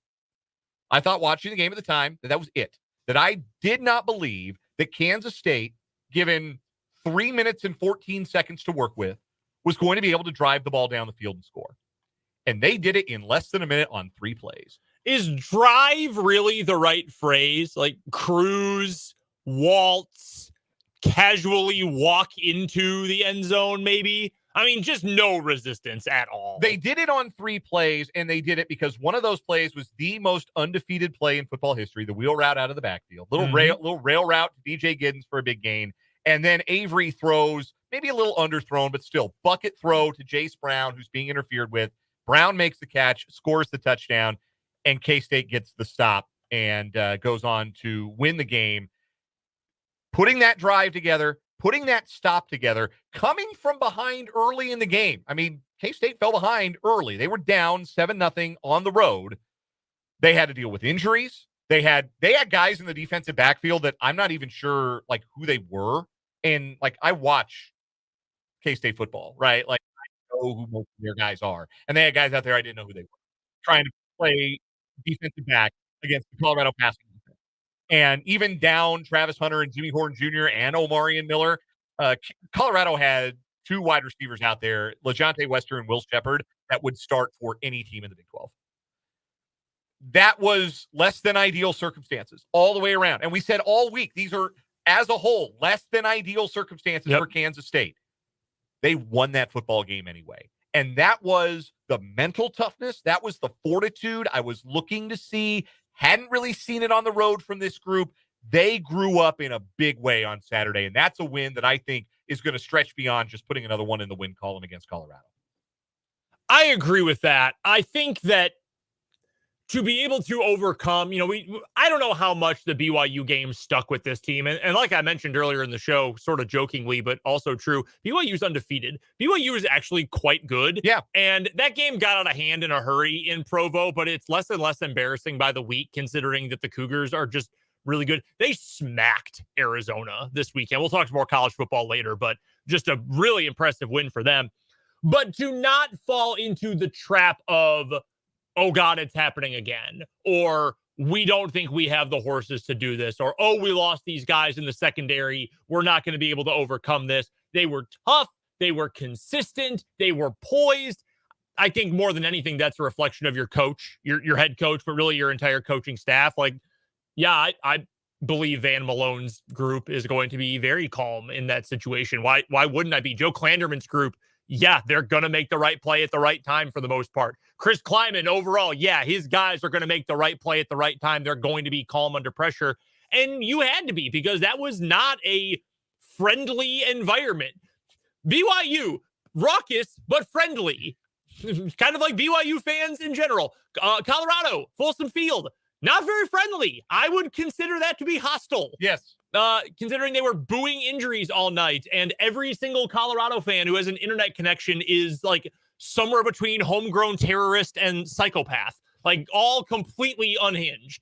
So you were able to go into that environment. You got what you wanted to see out of Avery Johnson. And I think at this point, even if you still have some hangups about like the accuracy, or is he always going to be the most consistent passer in the world? Do you have some concerns about his size? Even if you have some of those things about Avery Johnson, I don't really think there's any questioning that he's got the goods. Like, he's a great athlete. He's a really good thrower of the football. He's got good arm strength. He's got good touch. And he's going to get better. He is going to get better. Passing component of I think that's without question at this point. And the fact that you're able to see him go into that environment, even after getting banged up earlier in the game, and to go back out there and make those plays late, I think that's huge. And it's not just Avery, it's everybody else. DJ Giddens was great. Again, he has been so good this season. The reaction I got from my friends who are Colorado fans, or family who maybe don't watch a lot of Kansas State football, but watch them play Colorado, the primary reaction was, yo, DJ Giddens looks like an NFL running back. DJ Giddens is awesome. Yeah, it's possible. It's so hard to predict running backs at the next level. I mean, I wouldn't be surprised. Someone will try him out. There's no question about that. He'll be at the combine. There's no doubt about that. I mean, he is tough, and he's a better athlete than I think he gets credit for. And maybe that's biased, a biased opinion of people from Northeast Kansas, considering at Junction City, he was a fullback on their roster, on their 2 team. He was listed as a fullback. So maybe that's, old habits die hard, but he's tough as hell. And when you have a guy who's that reliable, as much as we want to see more Dylan Edwards in the game plan, it's hard not to give the ball to DJ Giddens when he's playing like that. If he's going to do that, the offensive line was great. Colorado's defensive front is improved from last year. Agreed. It is not the pushover that it was last year. K-State still bullied them on that side of the ball, and DJ Giddens was incredible. You mentioned Avery, showing a ton of toughness, coming back from a really strange injury. He looked like he couldn't – I didn't know how they were going to get him off the field, frankly, and he ends up leading the game-winning drive. The defensive line, the only way Kansas State stopped Colorado is when they got sacks, and they got 6 of them. Brendan Mott. I am looking really good with my purchase of Brendan Mott stock before the season. He leads the Big 12 in sacks. That's 6.5 sacks. Leads the conference in sacks. Dude's been great. Yeah, he looks like a first-team all-conference player right now, Brendan Mott. Agreed. And he was terrific in that game. And it's a win that you have to have, because right now the standard in the league, we thought this was going to be you can afford a mulligan, maybe even 2, to play for a conference championship. I don't know. I think your mulligan's already been spent, because it doesn't look like Iowa State and BYU are going to lose a lot, because they're rolling and they don't play a terrifically strenuous schedule. Like, both those teams play Utah. Utah does not look all that scary right now as an opponent. We'll talk a little bit more about why coming up in headlines, but this was a win Kansas State had to have. It almost got away. They recovered it. They rallied. They won. They showed toughness. They showed maturity. They showed growth as a team. And now they go to Morgantown, another hostile place to go, but that feels a lot less daunting now than it did when the only evidence of them as a road team we had was the BYU game. When we come back on the other side of this break, we also have to mention what Neil Brown said today, speaking of West Virginia. Yes. He is a clown. Yes. We will do that next to wrap up the 4 o'clock hour of 580 Sports Talk.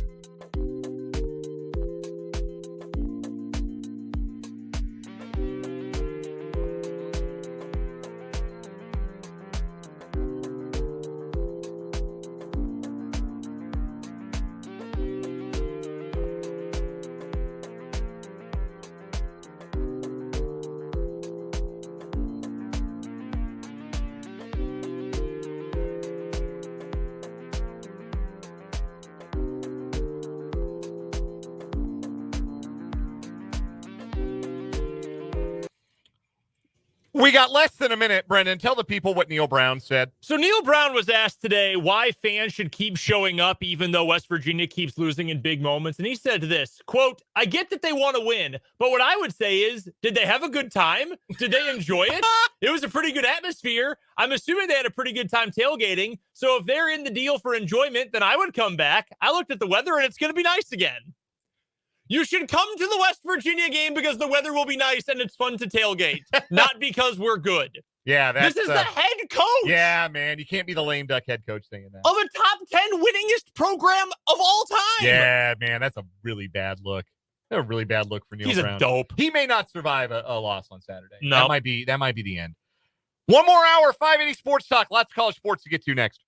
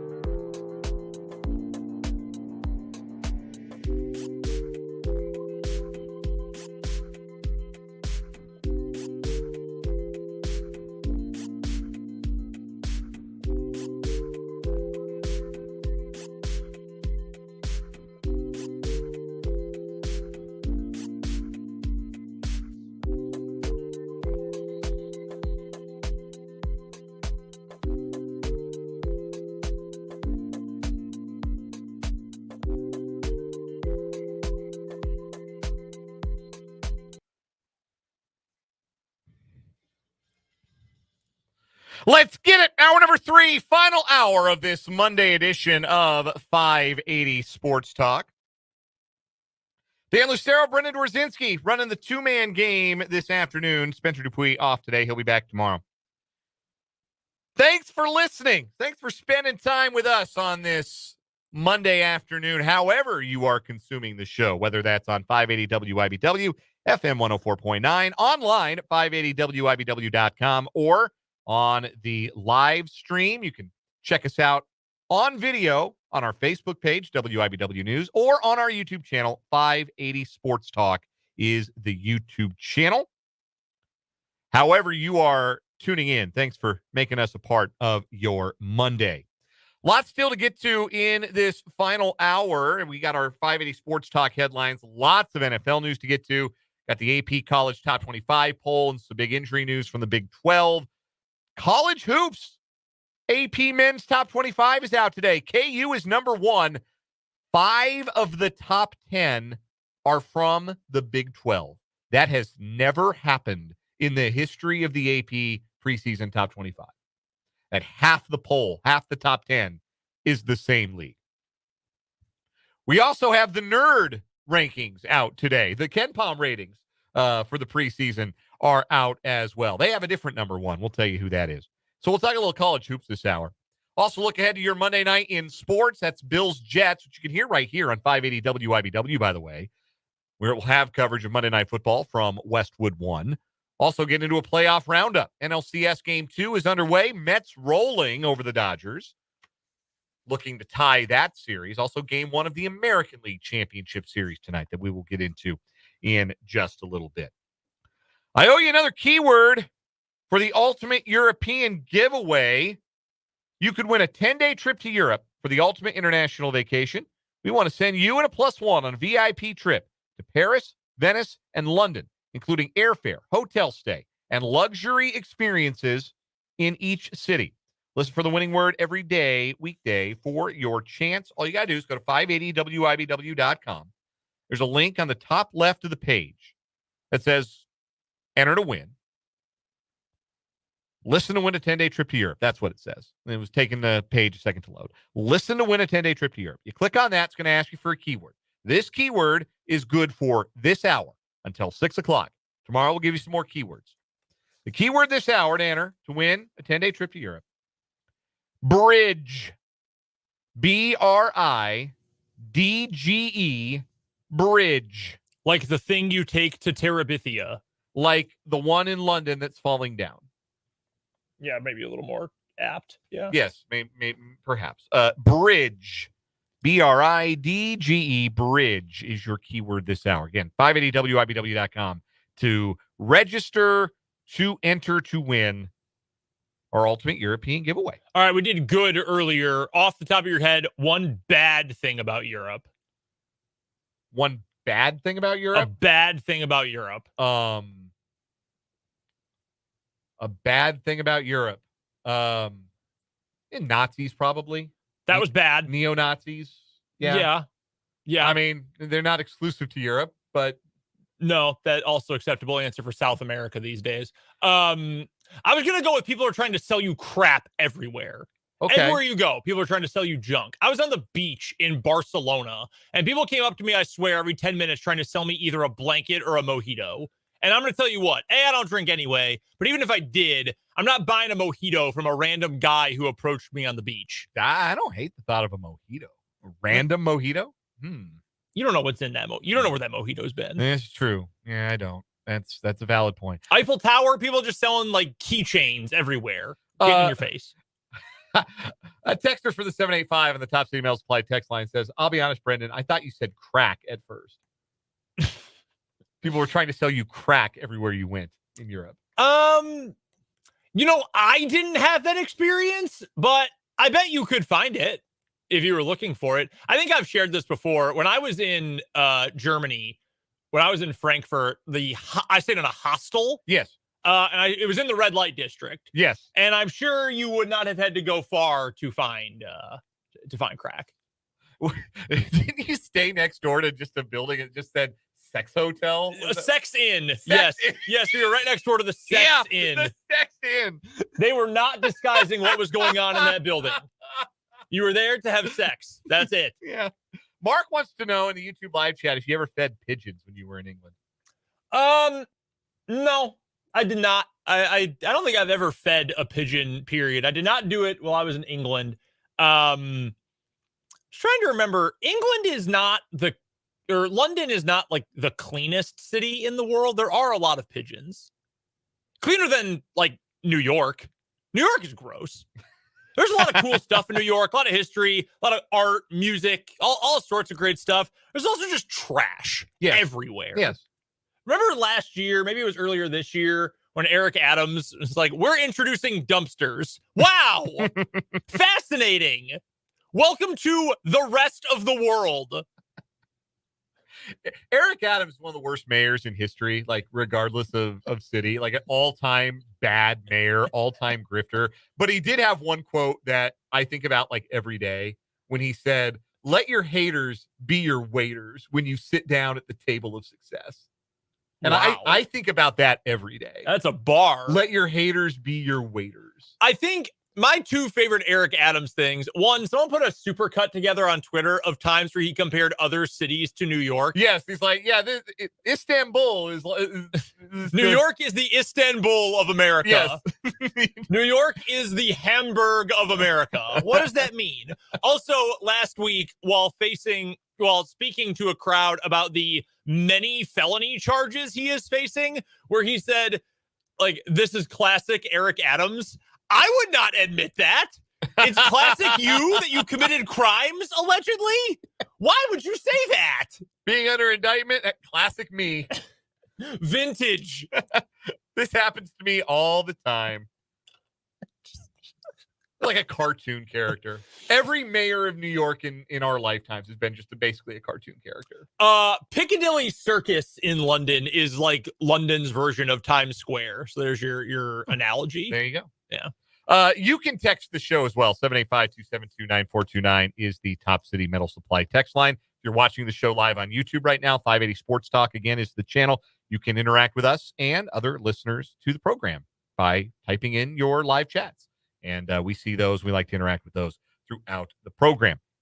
Let's get to our 580 Sports Talk headlines, shall we? We're going to start in college football. I'll handle the college headlines. You can handle the pro headlines, and that's probably going to get us through headlines today. We got new polls, the AP and the USLBM coaches poll. They're not paying me to call it that. I'm doing it anyway because I think it's a ridiculous name.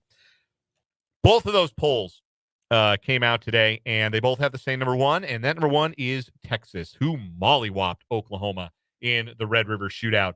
Oklahoma had, like, freshman pre-med students running routes for a quarterback who was pretty plainly overmatched. That was only ever going to go one way. It was over when it was like 7-3. Yeah. And Texas steamrolled Oklahoma in that one. 34-3 ended up being the final score. Oregon is your new number two in both major polls. Oregon beating Ohio State at Outson Stadium. Penn State is number three in both polls. And then you have a deviation. Ohio State and Georgia round out the top five. Ohio State above Georgia by the AP poll, below Georgia in the coaches poll. Rest of the AP top 25, 6 through 10, Miami, Alabama, LSU, big riser this week after they beat Ole Miss in overtime. Iowa State into the top 10 at number 9. They are the first Big 12 team, I believe, to crack the top 10 this year. And Clemson is 10th, 11 through 15 in the AP poll. Tennessee, Notre Dame, BYU to their highest ranking of the year. Texas A&M and Boise State. 16 through 20, Indiana, Kansas State up to number 17 this week. Ole Miss, faller this week with their loss. They're down to 18. Mizzou, 19. Pitt, 20. Pitt's undefeated. How many people do you think know that? Talk to your kids about undefeated Pitt. None. No one knows that. I'm certain of it. They beat Cal 17-15 in an ACC game, and none of those words are in the Bible. Like, that is such an offensive collection. A 17-15 football game. Unfortunately, I think we have solved the Calgorithm. Yeah, I think the Calgorithm removed Jada from the equation. Yeah. And that's about what it looks like. Rounding out the top 25, SMU 21st, Illinois 22nd, and new to the poll this week, Army, Michigan, and Navy. Army and Navy are both undefeated. Yeah, that's cool. Two teams that are setting football back 60 years, and also Army. Army is awesome to watch. Yeah, they are. They're running all the triple option stuff, but they're running it out of the gun now. It's so cool. Yeah. We are headed toward a very real scenario where Army and Navy play for the American Athletic Conference Championship, and then the next week play again in the Army-Navy game. The nightmare scenario for the college football playoff. Absolute nightmare. What even happens? Like, they have to delay it, I think, because that team's going to get in. Yeah. They'd have to delay the announcement, which would just be terrible for them, which honestly I'm kind of rooting for. Vance asked in the YouTube comments, have the service academies ever been in the top 25 at the same time? I am sure that happened back in like the 1940s.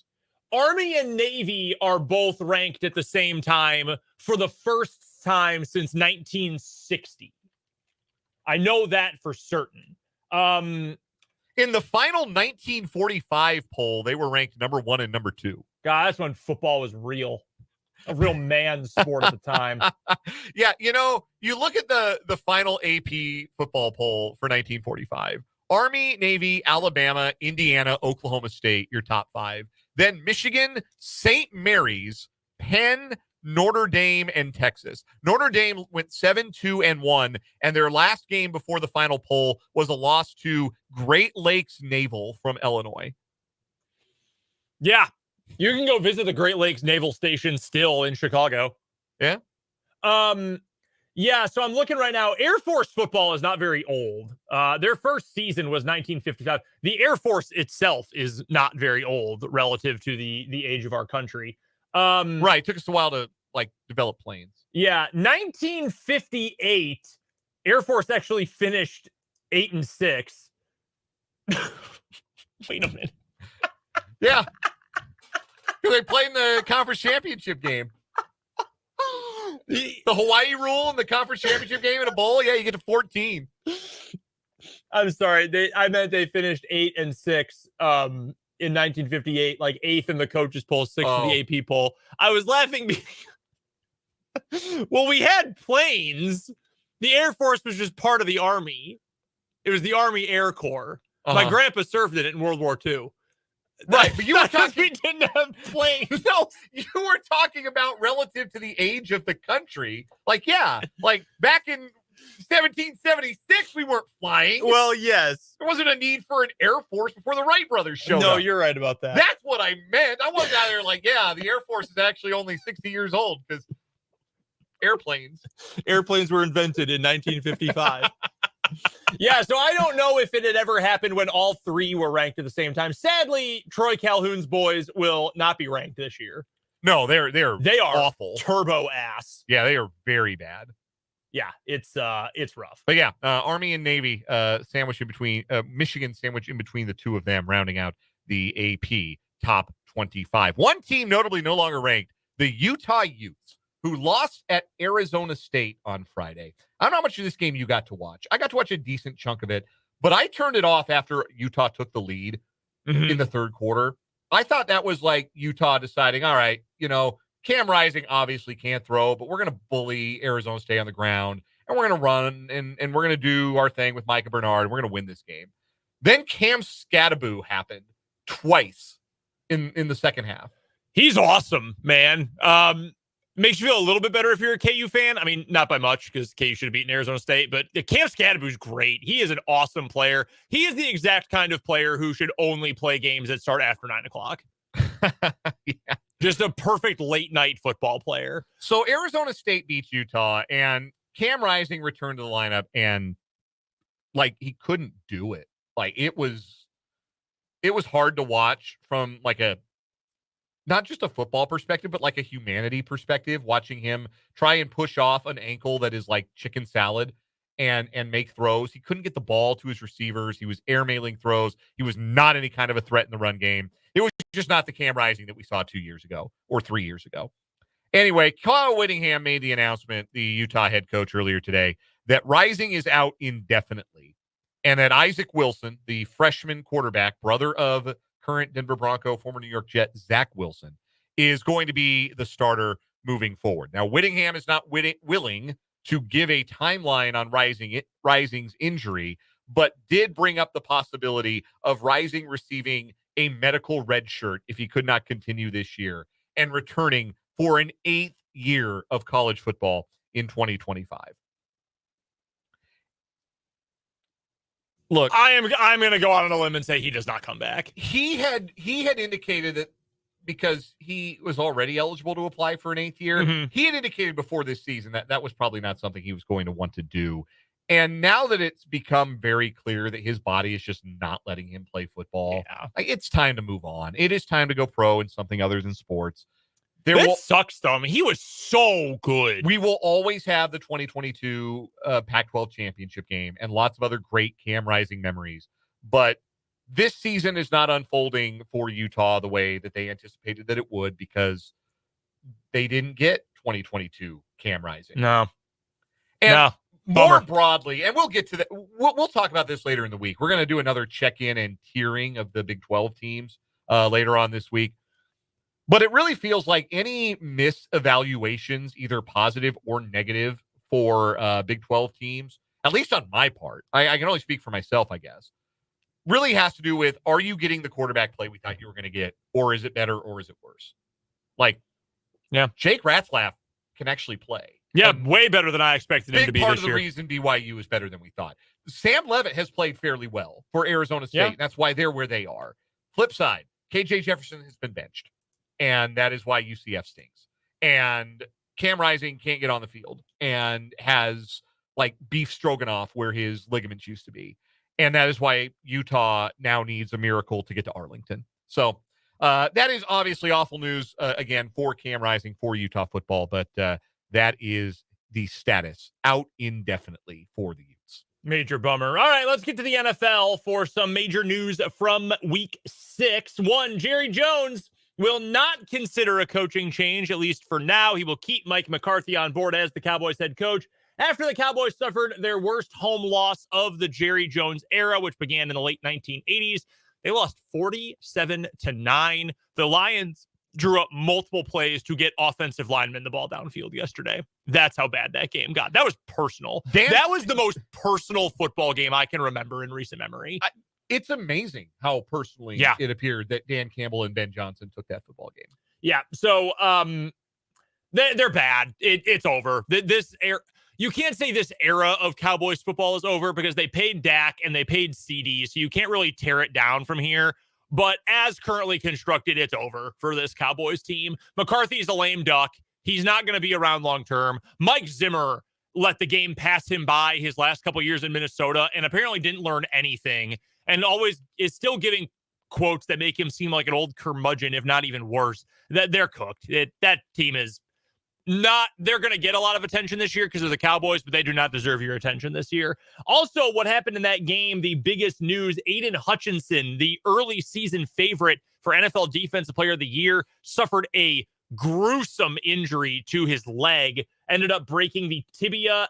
I know he broke the tibia. I don't know if it was a full break of the fibula or not, but he had surgery today. In fact, yesterday, last night, to repair the tibia and fibula. There was successful surgery. They had to do it immediately. He is obviously out for the season. The hope is that he will be good to go for the start of the 2025 campaign.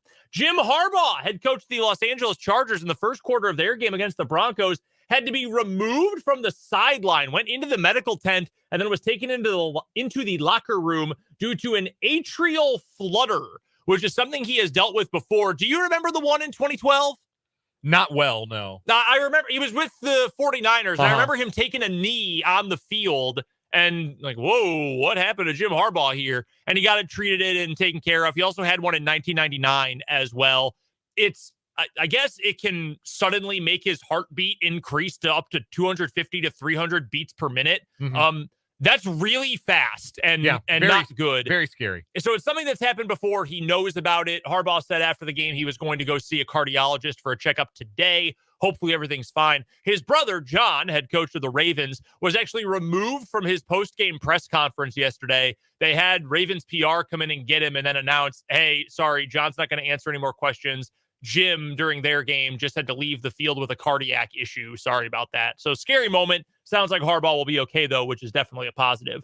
Not so positive for our buddy Spencer Dupuis' Washington Commanders. Their defensive tackle, their best by a lot defensive player, Jonathan Allen, tore his pectoral muscle. He needs surgery. He is out for the year. Does it feel that pec injuries have become far more common?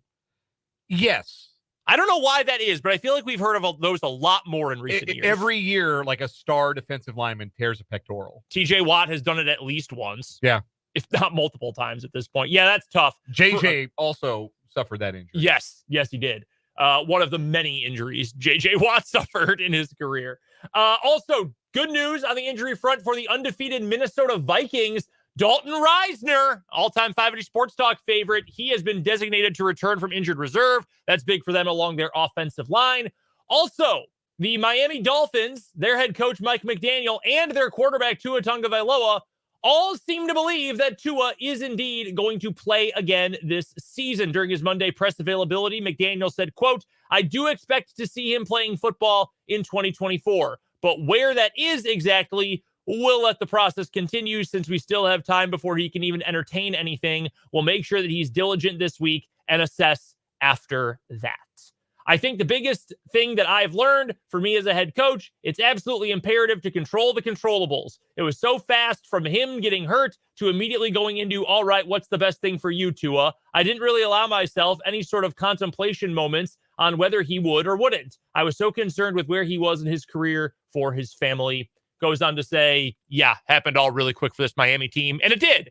Unfortunately, their season's over. I don't think it's smart to play Tua the rest of the way. No. I know Skylar Thompson, beloved figure on this program. Skylar's a great guy and a great K-State legend, truly a K-State legend. He's not an especially good NFL quarterback, unfortunately. Their other options are Tim Boyle and Snoop Huntley. That team's not going anywhere. No, they're well and truly cooked. And McDaniel... Jalen Phillips is already out for the year. It's... Before the bye, McDaniel looked completely lost. I don't really know what they gained from putting Tua out there other than trying to put together a feel-good story. But I don't even know how many people would feel good about that. No, it's an extremely feel-bad story because you feel like he's one hit away from his brain turning into scrambled eggs.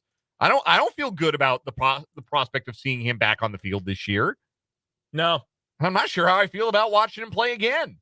I mean, that's my business and not his. Like if he's cleared to play and he wants to play, that's an adult making an adult decision. But I don't know about how good people are going to feel about watching him play football after the wages that he's already had to pay for playing the game. I agree.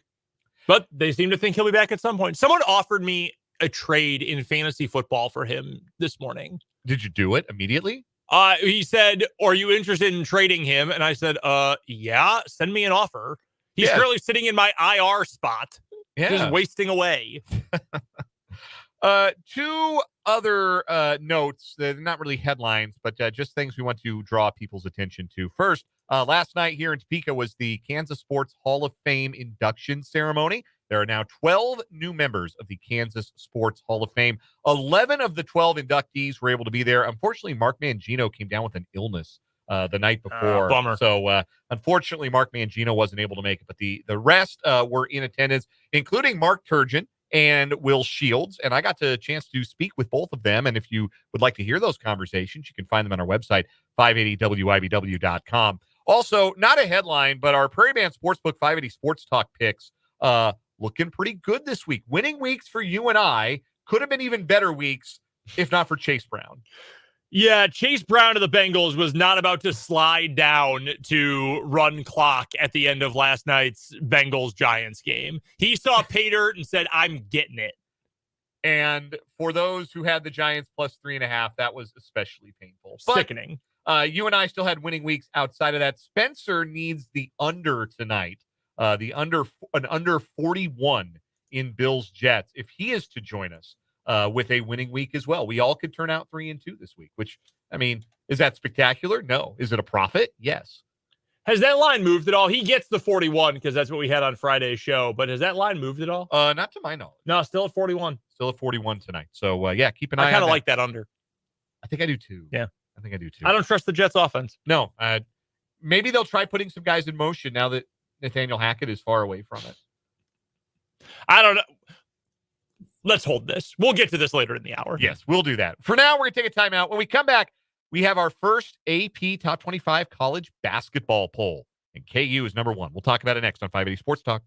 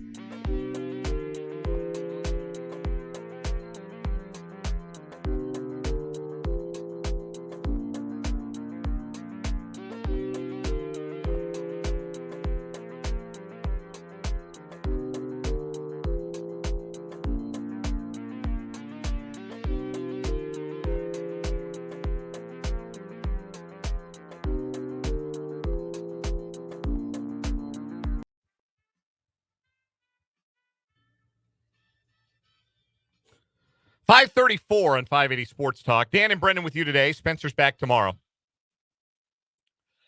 We have our first AP Top 25 poll of the college basketball season. The preseason Top 25 released today. 5 different teams receiving first place votes. 30 of those votes going to the preseason number 1, the Jayhawks of Kansas. They are one of 5 Big 12 teams in the top 10 and 3 in the top 5. Let's run it down real quick. Kansas, 31st place votes. They're number 1. Alabama is number 2 with 14 first place votes. UConn, the defending champs, they are number 3 with 11 first place votes. Houston, 4 first place votes. They are 4th. Iowa State is 5th. So those are your 3 Big 12 teams in the top 5. KU, Houston, Iowa State. Gonzaga has the final first place vote. They're at number 6. Duke, 7th. Baylor, 8th. North Carolina, 9th. Arizona, 10th. Baylor and Arizona making 5 Big 12 teams in the preseason top 10. If you're asking how many times one conference has had 5 preseason top 10 teams, the answer is never. It has never happened. Just for comparison's sake, Duke and North Carolina from the ACC in the top 10, Those are the only ACC teams in the preseason top 25. That's wild. Isn't that unbelievable? Yeah, it really is. All the basketball history in that conference. They got 2 preseason top 25s. 11 through 15, Auburn, Tennessee, Texas A&M, Purdue, and Creighton. 16 through 20, Arkansas, Indiana, Marquette, Texas, Cincinnati. There is a lot of preseason buzz about the Bearcats. They come in 20th in the preseason top 25. Rounding out the top 25, Florida, UCLA, Kentucky, Ole Miss, and Rutgers. Just missing out in the others receiving votes category, Illinois and St. John's. Then you have Xavier, Texas Tech, and Wake Forest. So Texas Tech is essentially 29th. Kansas State would essentially be number 31. They received 30 votes in the poll. Also receiving votes from the Big 12, BYU is in the also receiving votes pile. And Arizona State actually received a couple of votes as well. Bobby Hurley's done a really nice job recruiting. I think they're probably a year away, but they are also in the others receiving votes. Compare that to the Ken Palm rankings, the nerd stats. Their preseason top 10 has 4 Big 12 teams, with Houston number 1, followed by Duke, Auburn, Alabama, and UConn. Kansas 6th, Iowa State and Arizona 7-8, then Gonzaga and Purdue. Baylor just missing out at number 11. The other Big 12 teams, Texas Tech 15th, Cincinnati 17th, BYU 21st. So Ken Palm likes the Big 12 even more than the AP top 25 voters do. Kansas State, for the record, 49th in the preseason Ken Palm ranking. We'll talk more about Kansas State as we go along. I don't know that voters, pollsters, and certainly not the numbers really know what to do with a roster that has been turned over as much as Kansas State has. In a way, it feels a lot like Jerome Tang's roster from 2 years ago, where it's a chemistry experiment. We have evidence that Jerome Tang can make it work. So if you want to bet on that, you certainly have the priors to do so. If you're concerned it may not gel together in a league where there are no easy games, and that might mean they're closer to the middle of the pack, that is also an understandable thing to anticipate or worry about, depending on your perspective as well. But Jason, the YouTube live chat says, I'm excited about Big 12 hoops this year. Going to be exciting and nail-biting with every conference game. I mentioned this earlier. Jason Shear of Wildcat Authority, 24/7 Sports, covers the league and covers Arizona, said it would not shock him if like Arizona goes like 13-7 in the non-conference and still ends up with a 2 seed, or in conference play. Like you could go 13-7 in the league, and that's a really good year. So you sort of have to recalibrate. I think even for Kansas, you have to recalibrate a little bit, because for years, when there were 18 league games, it felt like Kansas had an off year if they went 14-4 or worse. Like Kansas goes 13-5. It's like, what happened? How do you lose 5 conference games? Like, what record do you think the winner of the league is going to have? Brandon, how many wins do you think wins the Big 12? We're playing 20 games now? 20 games. 15-5. You think 15-5? 15-5. Yeah, I would say so. It's remarkable to think about. It is remarkable to think about that. 5 conference losses is going to win the league. I mean, I could see 16-4. There's just so many good teams. It's going to be so difficult to win on the road. And it's not just that there are so many good teams. It's also that there aren't really any, like, I don't think Colorado's going to be very good, and I don't think Utah is going to be particularly good. No, they're going to be terrible.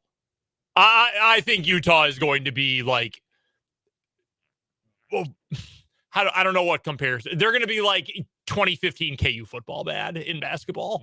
I don't think Colorado, Utah, Oklahoma State are like, those teams might not win 5. But like West Virginia's in the bottom 3 or 4 in the preseason poll, right? And like they got a good coach, and Tucker DeVries is going to be one of the best players in the conference, and they got a great home court. Yeah. Like you can't take that game for granted. Oklahoma State, you can't take for granted. I will. I will take that game for granted. They're going to be the worst of the holdovers. Like if Utah and Colorado come into this league, Like Colorado is leaning on a Division II and an NAIA transfer this year to like start for them. I like Tad Boyle. I do too. I don't think this is going to be a very fun year for Tad Boyle. I don't either. No, I think it's going to be rough. No, I think Colorado, Utah especially are going to It's a reset year for Colorado, no doubt. Because they've had some good teams. I mean, they were in a tournament last year, won a game. They had 2 NBA draft picks. Yes, they did. They arguably should have been even better than they were. Absolutely should have been better than they were. Ask some Colorado fans how they feel about Tad Boyle. You get some. You run the gamut of response. I'm sure when it comes to Tad Boyle. But 5 Big 12 teams in the top 10. Kansas being number 1. I didn't get a chance to talk about the preseason conference poll. Kansas being number 1 over Houston in the Big 12. I think Houston is going to win the national championship. I'll put my name on that right now here, October 14th. I know that the last couple of years, Houston has had the dudes and then they get hurt. Like last year, I would have loved to have seen what happens if Jamal Shedd stays healthy for the entire Duke game, or if they don't lose JoJo Tugler down the stretch, or if Terrence Arsenault had played any games for them last year. I think they're so deep this year, and Kelvin Sampson has proven beyond a doubt that he's a tough out in March. I feel like this is Houston's year. I like that roster a ton. They're tough. They play winning basketball. Like, they've got the proof of concept in March. They've been to a Final Four. I'll put it out there that I think they would be my number 1. They are my preseason number 1 and pick to win it all. I think it's interesting and important to know KU was picked to win the Big 12, but, you get a point total for every vote. Like, first place is worth 16 points. Right. 16 place votes worth 1 point, etc. KU had 4 more first place votes than Houston, but only led them in the Big 12 poll by 4 points. So more people picked KU to win the league than anyone else, but plenty of people also picked KU to finish below 2nd or 3rd or 4th, which I think is interesting. My concern for KU, and they may have done enough to adjust this. We'll see when the rubber meets the road, and we'll talk more about this. Big 12 Basketball Media Day is next week, so we're going to hear from Jerome Tang and Bill Self, some players, and we'll get really into this as we get closer. But it's going to be 3-point volume and 3-point efficiency. Kansas has to be better in that department.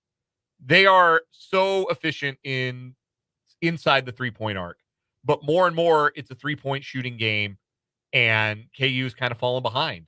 And at any given time, they are likely to be playing at least 2 guys who are not just not great 3-point shooters, they are non-shooters. And I don't know how you make that work when you're playing against teams that are going to be bombs away from 3. Like, I worry about those matchups for Kansas. Like, they almost got by, they were obviously not whole, but they almost got by Belmont last year because Belmont had a ridiculous Sanford, right? Yeah, I got my schools in the Mid-South confused. Yeah, they almost got beat Buckyball. I was thinking B. Yeah, I got playground ass ball. But they had 3-point volume, right? Yeah. And 3-point success. And it's tough. 3 is greater than 2. And so Kansas, I think that is, if they are markedly more efficient, they don't need to be like BYU from last year where they take like 25 threes a game. And whether or not they win depends on whether or not they make threes. But I think whether or not KU wins a national championship is going to depend on, are they efficient enough from 3-point range? I think that'll be a big factor. I think one big key is KU's going to be better defensively this year. I genuinely believe that. I think Shaquille Moore, assuming he's healthy at the beginning of the year, which Bill Self spoke today, it sounds like he will be. I think Shaq Moore has a chance to be a truly special player for this KU team. I think that's going to help. I think the depth is going to help the defense because you're not going to have DeJuan Harris play 39 minutes a game. I don't believe Bill Self that they want him to play under 30, but if you say 5 minutes a game with him on the floor, I think that's going to help him on the defensive end. I am very confident in this KU team. My one hang up with Houston, I sort of think to achieve what you're talking about, because they're going to be good. They're a legit contender, no matter how you slice it. I sort of think they have to lean into Ewing theory. Like, I know they were banged up even going into the tournament. Like, losing JoJo Tugler was brutal for them. When Jamal Shed got hurt in the tournament, that was probably the least pleasant basketball played by any team in the field. Yeah. That was true toilet ball. He was their everything, and they're going to have to figure out how to replace that. And I don't think that any one guy is going to do all the stuff. And that's what I'm saying, is that maybe Houston is better off if they have more guys who do more, as opposed to arguably the best player in the country go do everything on offense. Yeah. Maybe that helps them. And if it does, then they should be one of the 2 or 3 favorites to win the title. I think KU's ceiling is absolutely a national championship ceiling. No question about that. I think the same about Houston. I think the same about that for Baylor because they've got so much high-end talent. I don't believe that about Iowa State because I don't think they have dudes. I think they're a system team and a really good one, but I don't think they have dudes. I don't like watching Iowa State. I hate everything about that program. I don't like watching them. I do not like Taman Lipsey's game. You can make him all Big 12 as many times as you want. I do not enjoy watching him play. We've got November to March to complain about Taman Lipsey, and don't you worry, I will. I intend to a lot. Right now, we got to get to a break. Big Monday night in the sports world. We'll talk about it next on 580 Sports Talk.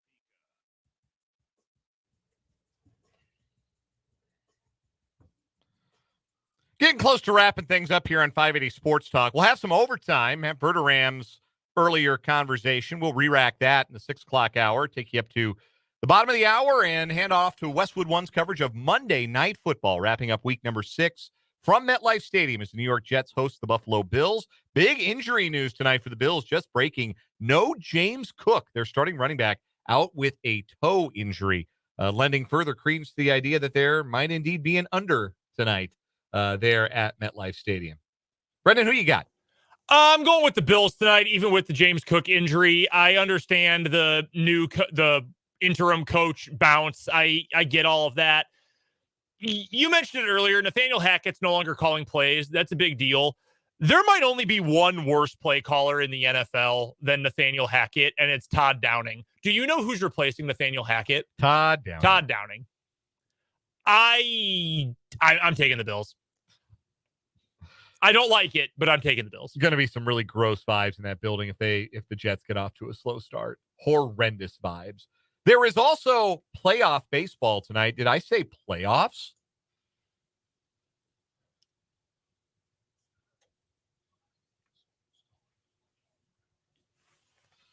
Good to get Spencer on the show today. Yeah. Spencer will be back tomorrow, by the way. Top of the 8th at Dodger Stadium. It's the Mets 6 and the Dodgers 3 in Game 2 of the National League Championship Series. Mets got a leadoff home run from Francisco Lindor, a grand slam from Mark Vientos, who's been one of the breakout stars of this postseason, and are 6 outs away from evening the NLCS at a game apiece. The ALCS begins tonight at Yankee Stadium. The Guardians and the Yankees. It is Carlos Rodon on the mound for New York. Alex Cobb takes the ball for the Guardians, who are really America's team because they're not from a big market. You get New York, L.A., and little old Cleveland. Do you know who will be in the building tonight? Yes, Travis Kelce will be in the building along with... I think he's bringing his special lady as well. Yes, he is bringing Donna. No, he is bringing Taylor Swift. Yes, big Guardians fans, of course. Well, I don't know about Taylor, but Travis is obviously a big Guardians fan. I read somewhere that she's not really into baseball. Maybe Travis's enthusiasm will sway her, and she'll be up in the 7th inning talking about, man, they can't keep going to Hunter Gaddis. His arm is shot. They never get to watch games together. This is true. So that's a big moment. It is. That's a cool day, especially, and you know this and I know this, and any big sports fan knows this, letting your girl watch a game with you, and it's a big game with your favorite team playing. Make or break moment for a relationship. It is. It is such a big moment in the relationship. I think the Yankees are going to win the series. The Guardians bullpen, I just don't think it can hold up through 7 games the way they've been managing it. I just don't. I want the Guardians to win. My guy Eli Morgan had a huge moment in Game 5. Struck out who did he get? Torkelson with a tying run on and 2 out in the 7th. So I'm pumped for Eli. I'm pumped that he's in the championship series. I want it for Cleveland. I don't think their arms are going to hold up in a best of 7. I think New York has more depth, and I think they win. I would go with the Yankees as well. Brings me no joy to say it. I am rooting for Cleveland. I want to make that clear. I think the Yankees are going to win. My head says one thing, my heart says another. Our mouths are going to say some final things on the final word next on 580 Sports Talk.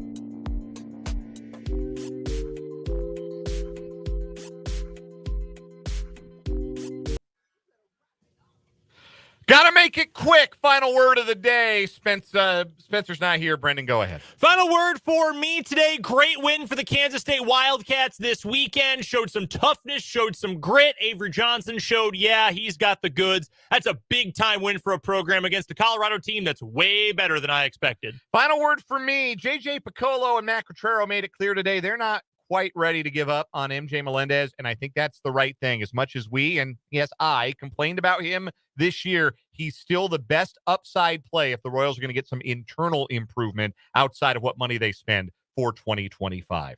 That'll do it for 580 Sports Talk today. Brendan's got overtime till 6:30. Then we got Monday Night Football. We're back tomorrow from 3 to 6. See you then.